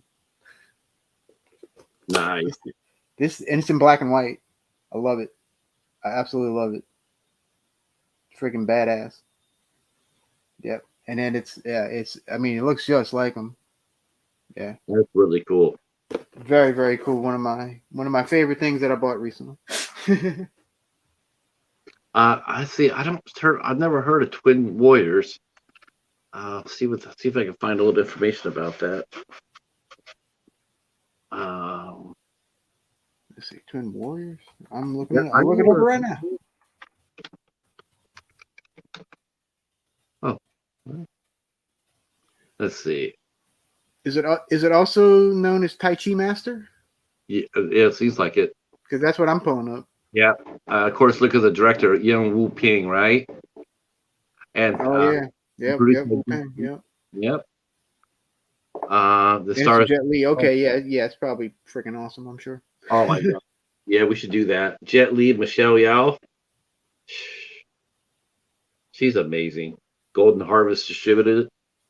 Yeah, I'm down with that. Very cool. Yeah, very cool. I caught your review, Al, of I know this is rather short for Friday the 13th, but hopefully you guys will stick with us a little bit.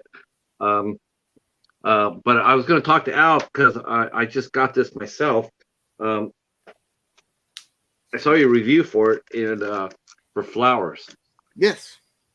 Yeah. Good review, man. Yeah. Good review. Really, really interesting movie. Yeah, really cool movie. I caught. Let's ask the chat this question too. When we do this, it's too bad Jamie wasn't here, right? I mean, Jamie Hart, where are you? She probably got stuck on the stew train.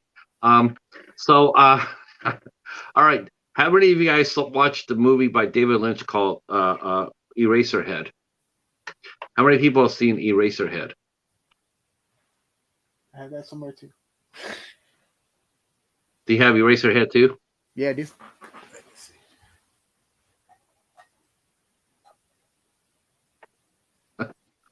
Is that sort of like a Star-Lord? Is that sort of like a Kung Fu Hustle? See, Sean seen Eraserhead. Yeah. Now that's actually one of my favorite Lynch movies. Oh, that's a good one. Yeah. That's a really good one. It is definitely not for everybody. No, definitely not. I've seen people go to a midnight showing, and obviously it's their first time to the rodeo, and about 20 minutes into the movie, they are bailing out. But I can see that. Am I wrong? Am I wrong in this, or if I'm wrong in this, does the Flowers and Eraserhead, could they be cousins? Certain parts. Yeah, certain parts. Definitely the look and vibe of certain parts. Yeah, definitely.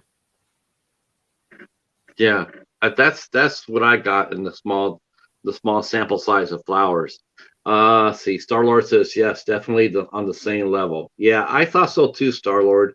I saw the same thing. Anthony's mentioning Eraserhead. He loves it. It is really out there, and you're right. It is not for everyone. No, it isn't, and neither will Flowers.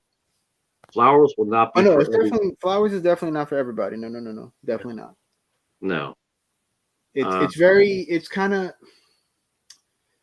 Extremely dark. I kind of hesitate to say the word artsy, but it's more. I don't know. But artsy is kind of the word you would use. How about this? I mean, in a sense, I mean, you could actually. I mean, you could actually. There's any movie that you have that has shows a afterlife. You could you know, like Mr. Flicksher say, the Eraserhead is truly disturbing. Yes, and so is Flowers. This is actually my very first unearthed film. I've heard. I mean, I know that Rick from Underground Sub Rosa. I know he sells unearthed films, but this is my first one. Never got one before. Yeah, this is my first one. Welcome to the dark side. Yeah. Unearthed Films is not for the faint of heart. None of their movies. They're definitely on the fringe, on the edge there. Right. Let's see. Of course, one of their more notorious ones, of course, is Serbian Film. Oh, did they do Serbian Film? Okay. Yeah. Which I found interesting. I think after watching like the Centipede, I definitely think that because I've heard the Boogeyman is the Serbian film, but after watching Centipede, I think my tolerance would be up a little bit. I do know Serbian film is really disturbing. It has a really couple of really really bad parts to it, but again, so does Centipede, right? Oh yeah, yeah. So. That's true, Hobbs. I mean, I love Eraserhead. So I don't think I'm going to be disturbed by Flowers. I think Flowers is going to be a really good movie to watch. I know it's not that long; it's like an hour and whatnot. Hour and 15 or something. Yeah, it's not bad. No, not bad. And there's not. I haven't stuck this in my player yet, but I know that there is a there's like a black and white version and I would very much like to watch that. It's on YouTube, the black and white version. Right. So I like. I would I like may to. have to watch that. Yeah, I like. I think I like to see the black and white version Yeah. because that's what the part I saw too, and I'm going like that's what reminded me of Eraserhead, and I'm going like, yeah, this is very like this is something I would expect to see from David Lynch. Well, the color version, all the color is very muted, and so Right. it almost looks like a black and white movie to begin with, kind of. Right. Let's see. There's some distasteful films out there. There's always going to be extremism out there for anything you watch. Oh yeah. Um, let's see. Star Wars mentioning Kung Fu Hustle is more of a satire and comedy. Twin Warriors is thriller and action. Yeah. So what did you watch this week, Al? This week I watched. Trying to think. Let me check my phone because I can tell you what I watched. I can't. I watched so much stuff I can't even remember anymore. Let's see. I watched Arbor Demon. Oh yeah, how was that? I liked it. It's sort of a slow burn. But once it starts ramping up, it gets pretty good. It's with Fiona Dourif and Jake Busey. Yeah, Starship Troopers. yeah, yeah. So there you go, another Starship Trooper reference. Yeah, medic. Put your hand on the wall. Let's see. I watched. Wait, let me fix this real quick, and I will. All right, I want. No, that's not right. Now, was that your anyone ever watched A Taste of Blood? That sounds like a vampire movie. Al, have you seen that? I've not. Taste of Blood. Who did that one, Hobbs? Yeah, is that a vampire movie? Let's see. I watched Black Sunday with Barbara Steele. Okay. That was really good. That was the first time watch. I'd never watched it before, and I did watch a really good one on Shudder called The Dark and the Wicked.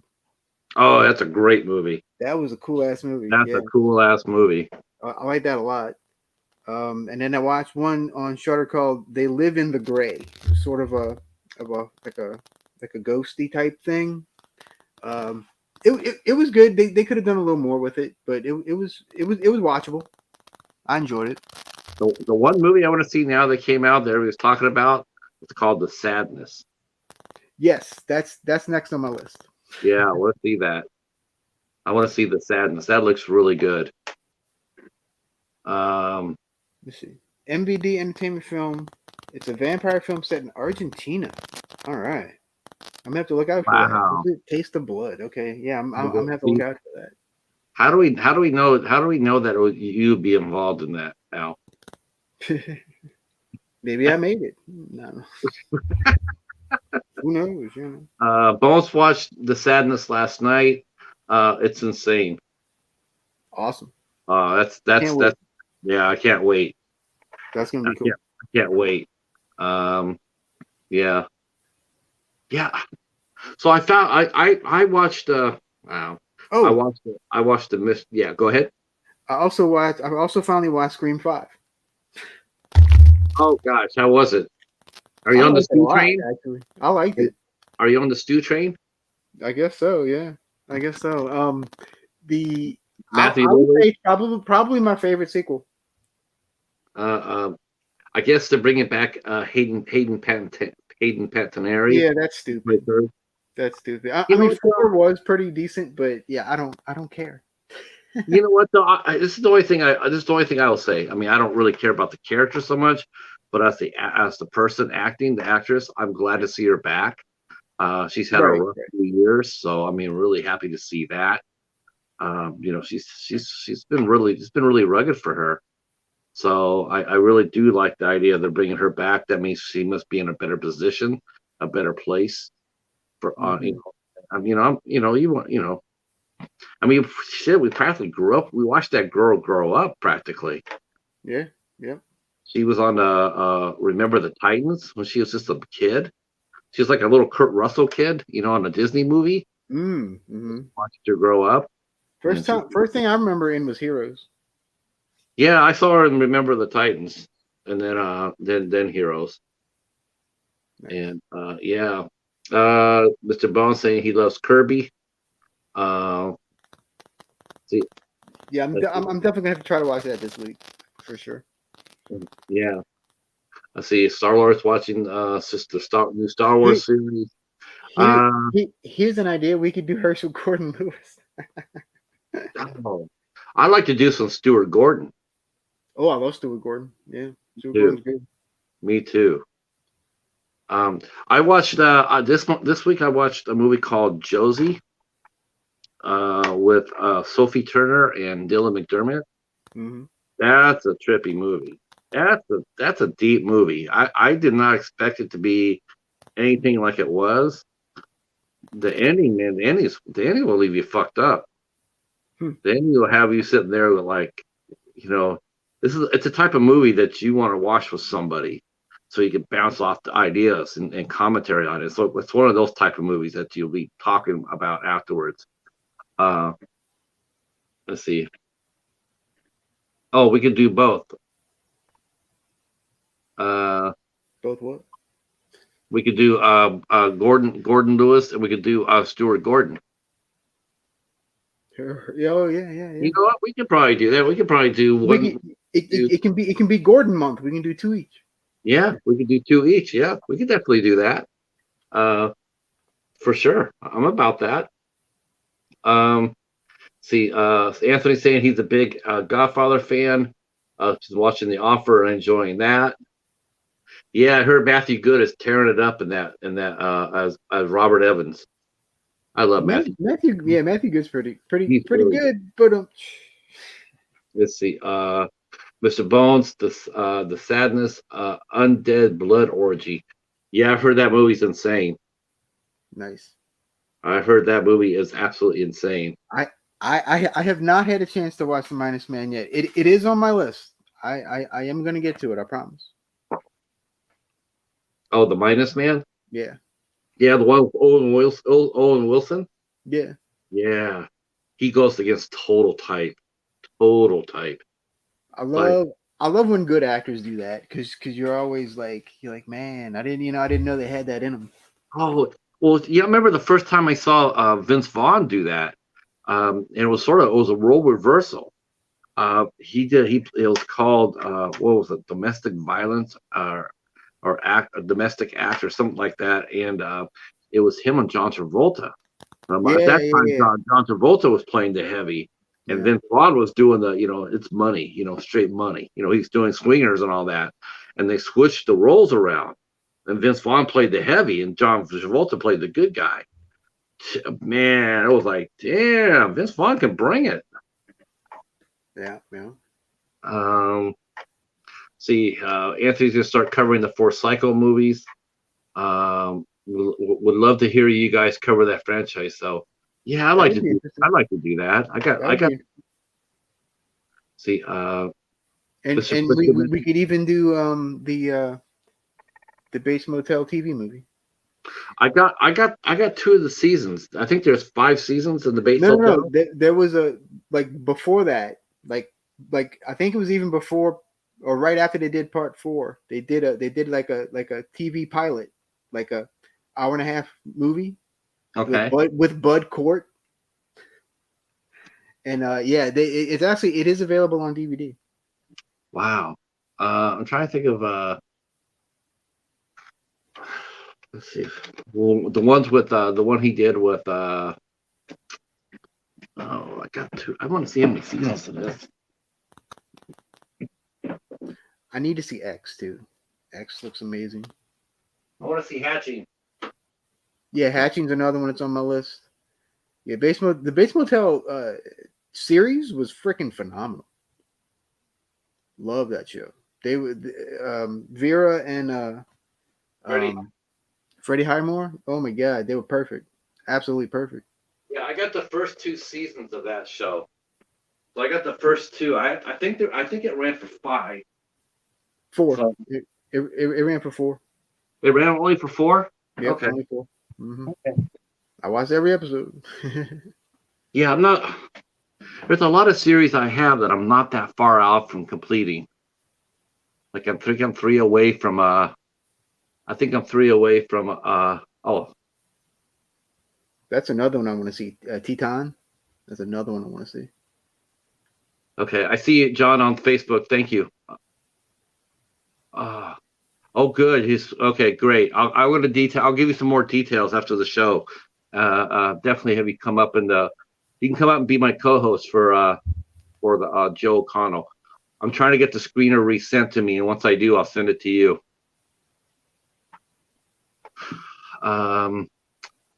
Let's see. Yeah, Titan is wants to be too. Yeah, that's I definitely want to see that. I think it's streaming somewhere that I have. Yeah, Hulu Prime, one of them. Yeah, I want to say it's Hulu. It's funny because Okay. I'm sitting here. I'm watching. I watched Josie, then I watched a movie called a Haunting in Connecticut, and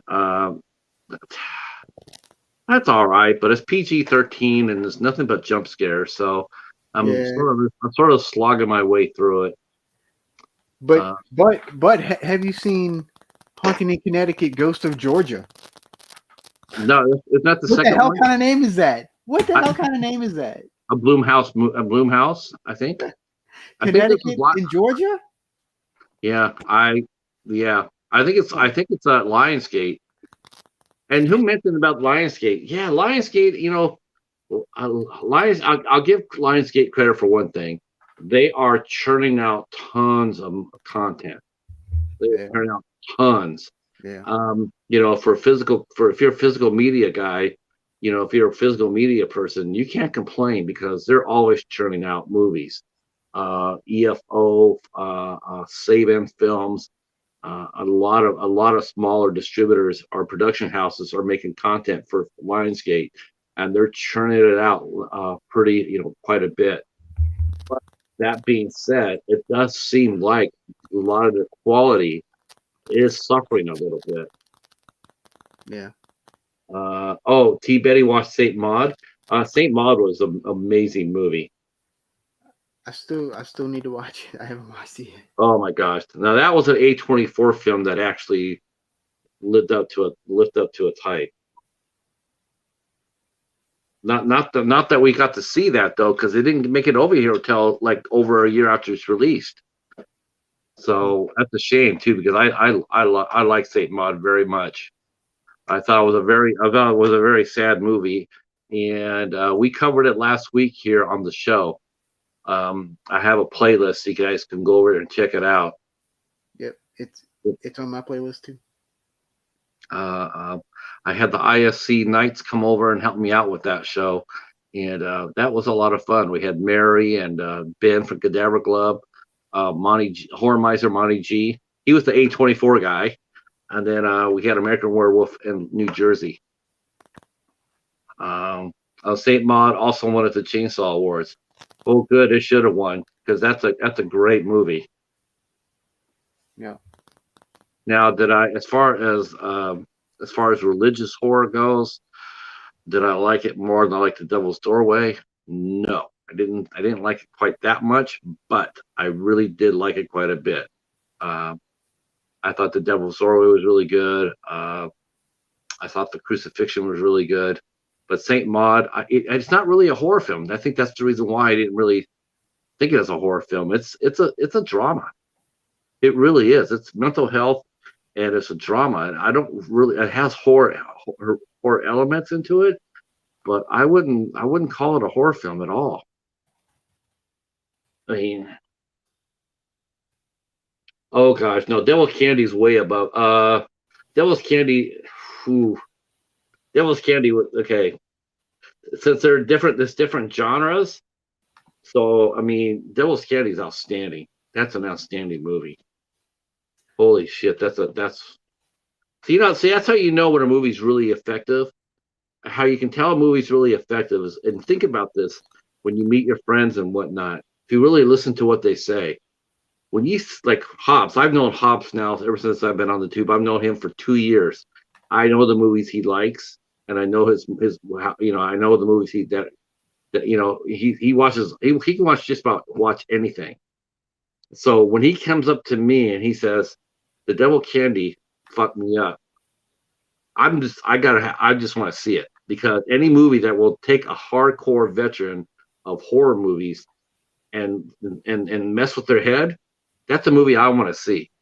Um, and because that's what really wanted me to get to see a Relic, because Jason from Horrific Nightmares JM, Hmm. he told me that too. He says he watched Relic, and he says that movie really messed with me. He said it really messed with me bad, and I'm going like, well, that's a movie I want to see. Right? I want to see that. Uh, and that's a beautiful thing, Hobbs. See, I'm like that with a devil song, a dark song. I can't shake that movie. I can't shake it. It's so good. So, yeah, I have a feeling Flowers is going to be like that for me. Has that stayed with you for a little bit, Al, since you watched it? Have you come back and thought about it a little bit? Yeah, every once in a while, I'll think about one of the characters and I'll be like, oh yeah, that's and like something will click like later, like after No. thinking about it. How about you guys in the chat? Let's ask these guys in the chat. Because I want to know what movie, and it doesn't have to be a horror movie. It does not have to be a horror movie, but what movie or two really stick with you? What I can movie tell really you, stick with you? I can tell you the one that I'll never watch again because it disturbed me so much. Serbian film, Nope, Centipede. nope, nope. Uh, It's a God, I mean, what country is it? Wait, let me look what country it is. I don't even remember what country it is because it's definitely not American. yeah, Dark Song really works on me, Hobbs. Really does. Okay, it's a Spanish movie. It's Okay, called In a Glass Cage. Is the movie that really got me. is that sort of like Boxing Helena? No, this is about a guy in an iron lung, and it's yeah, it's Hmm. truly disturbed the hell out of me. I don't think I could ever watch it again. T. Betty mentioned Seven. Hobbs says he's got Flowers and Flowers too. Uh, wow, you got Flowers too? I only got Flowers one. Yeah, he sent flowers too to some people. I only got the first one as well. Wow, I guess we didn't rate for two. I guess yeah, I guess so. Let's see, Mr. Flickster. When I was a kid, I lived in California by the ocean. Oh, John yeah, scared the hell out of me. Yep. yep, yep. Let's see. In the Electric Mist I've heard of that. is that the detective movie? Yeah, with Tommy Lee Jones. Yeah, he played Yeah. Dave Robichaud. Yeah, he played. Yeah, I know who that is. Yeah, he played Dave Robichaud. About the yeah, he saw the ghost of Stonewall Jackson. Let's see. See, Mr. Bone says Curly had 3 flowers in her stack. Wow, you got Yeah, 3 of them. those the spirits and scream ladies all got nice little care packages. I think with like all of his movies. Wow. Let's see. House on the Left stuck with me. I was way too young to watch it, and I still don't understand the action of the parents. Isn't that the one where they got revenge on the killers? Mm-hmm. No, I know the remake. I know the remake. People said the remake was absolutely phenomenal. I never even bothered with the remake because I like the original so much. Not sure if Flowers 2 is the sequel. I have no idea, which is why I asked. I don't know. It could be just I guess.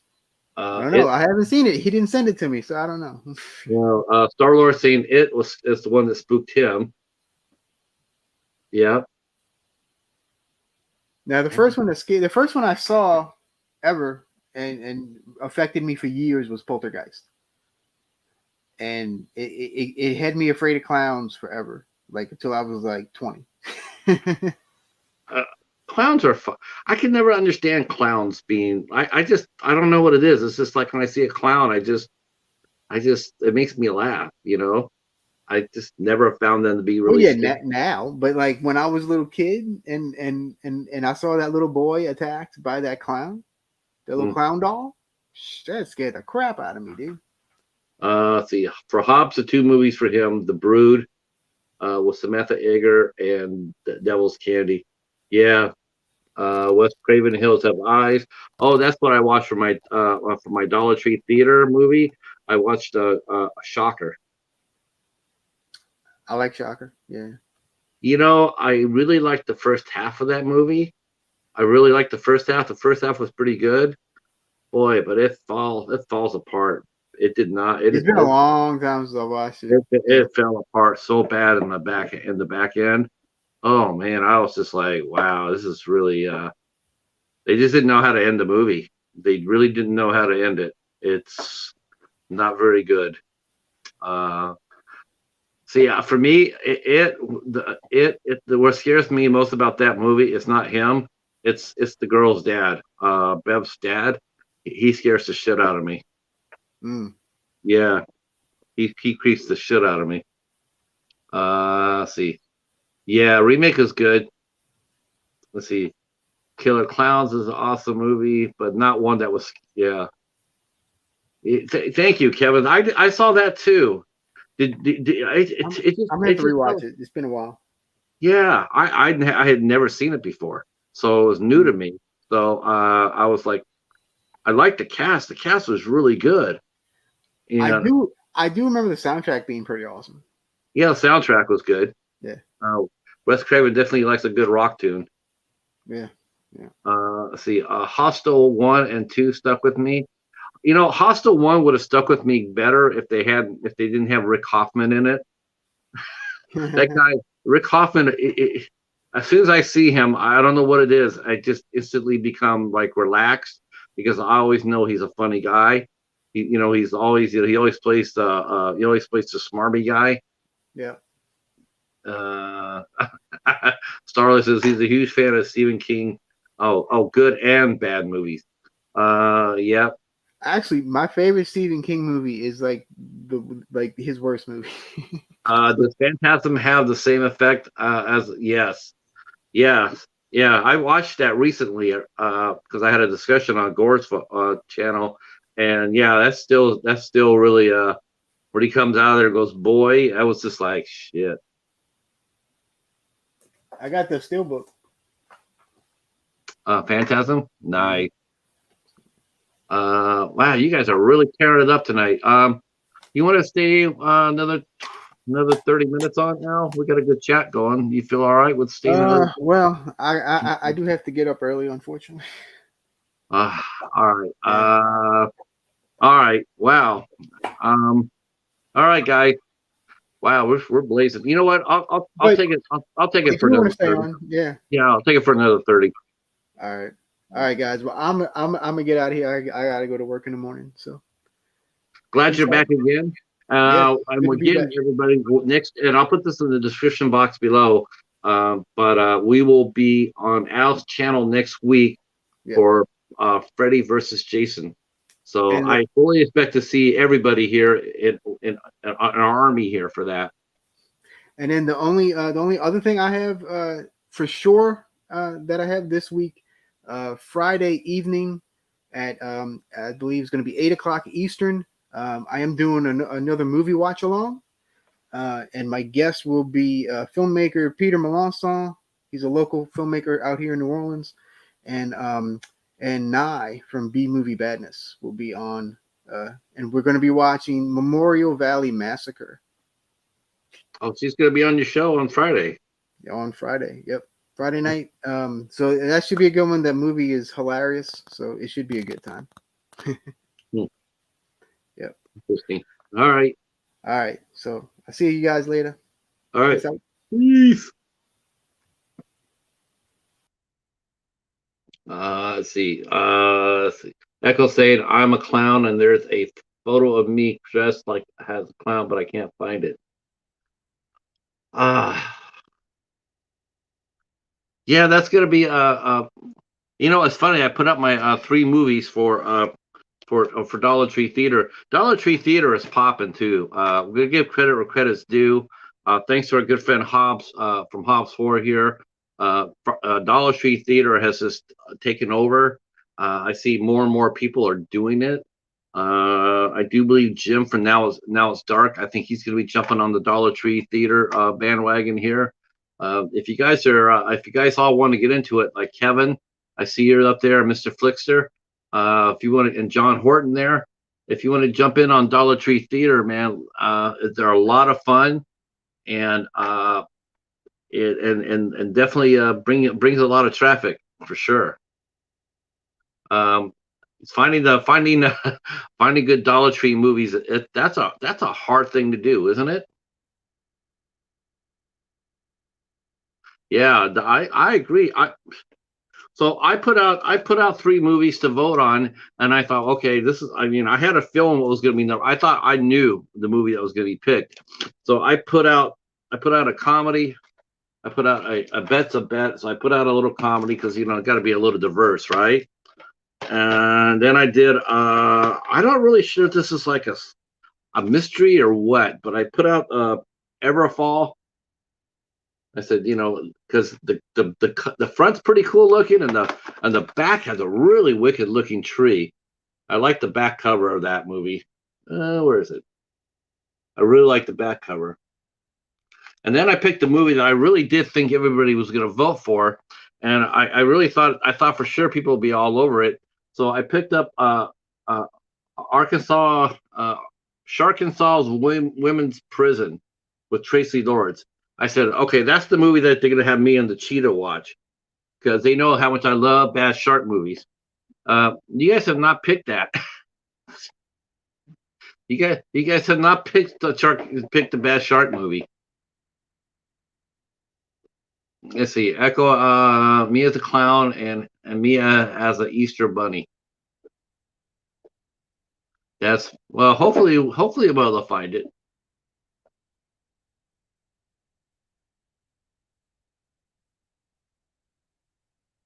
Oh, you picked that one? Okay.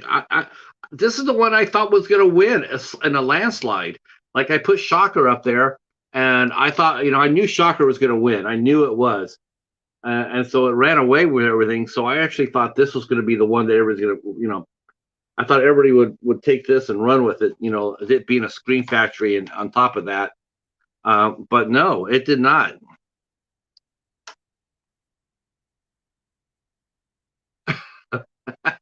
Yeah, I don't blame you there. Maybe switch over to more Panther movies, Echo, or maybe Murder Hornets.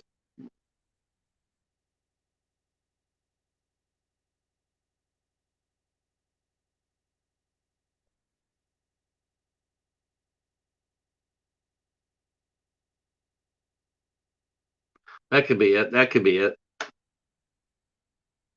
Uh, well, I don't want to overstep this. All right, guys. I'm gonna do my calendar real quick, and then I'll let you guys go. It's been a long weekend for everybody here in the community. I know that for sure. I know we're all gonna be working and whatnot. I'm gonna do the calendar real quick, and then I'll let you guys go. Thank you guys all for staying. I think that's really great. So on Tuesday we have Mr. Dan and Horror will be with us.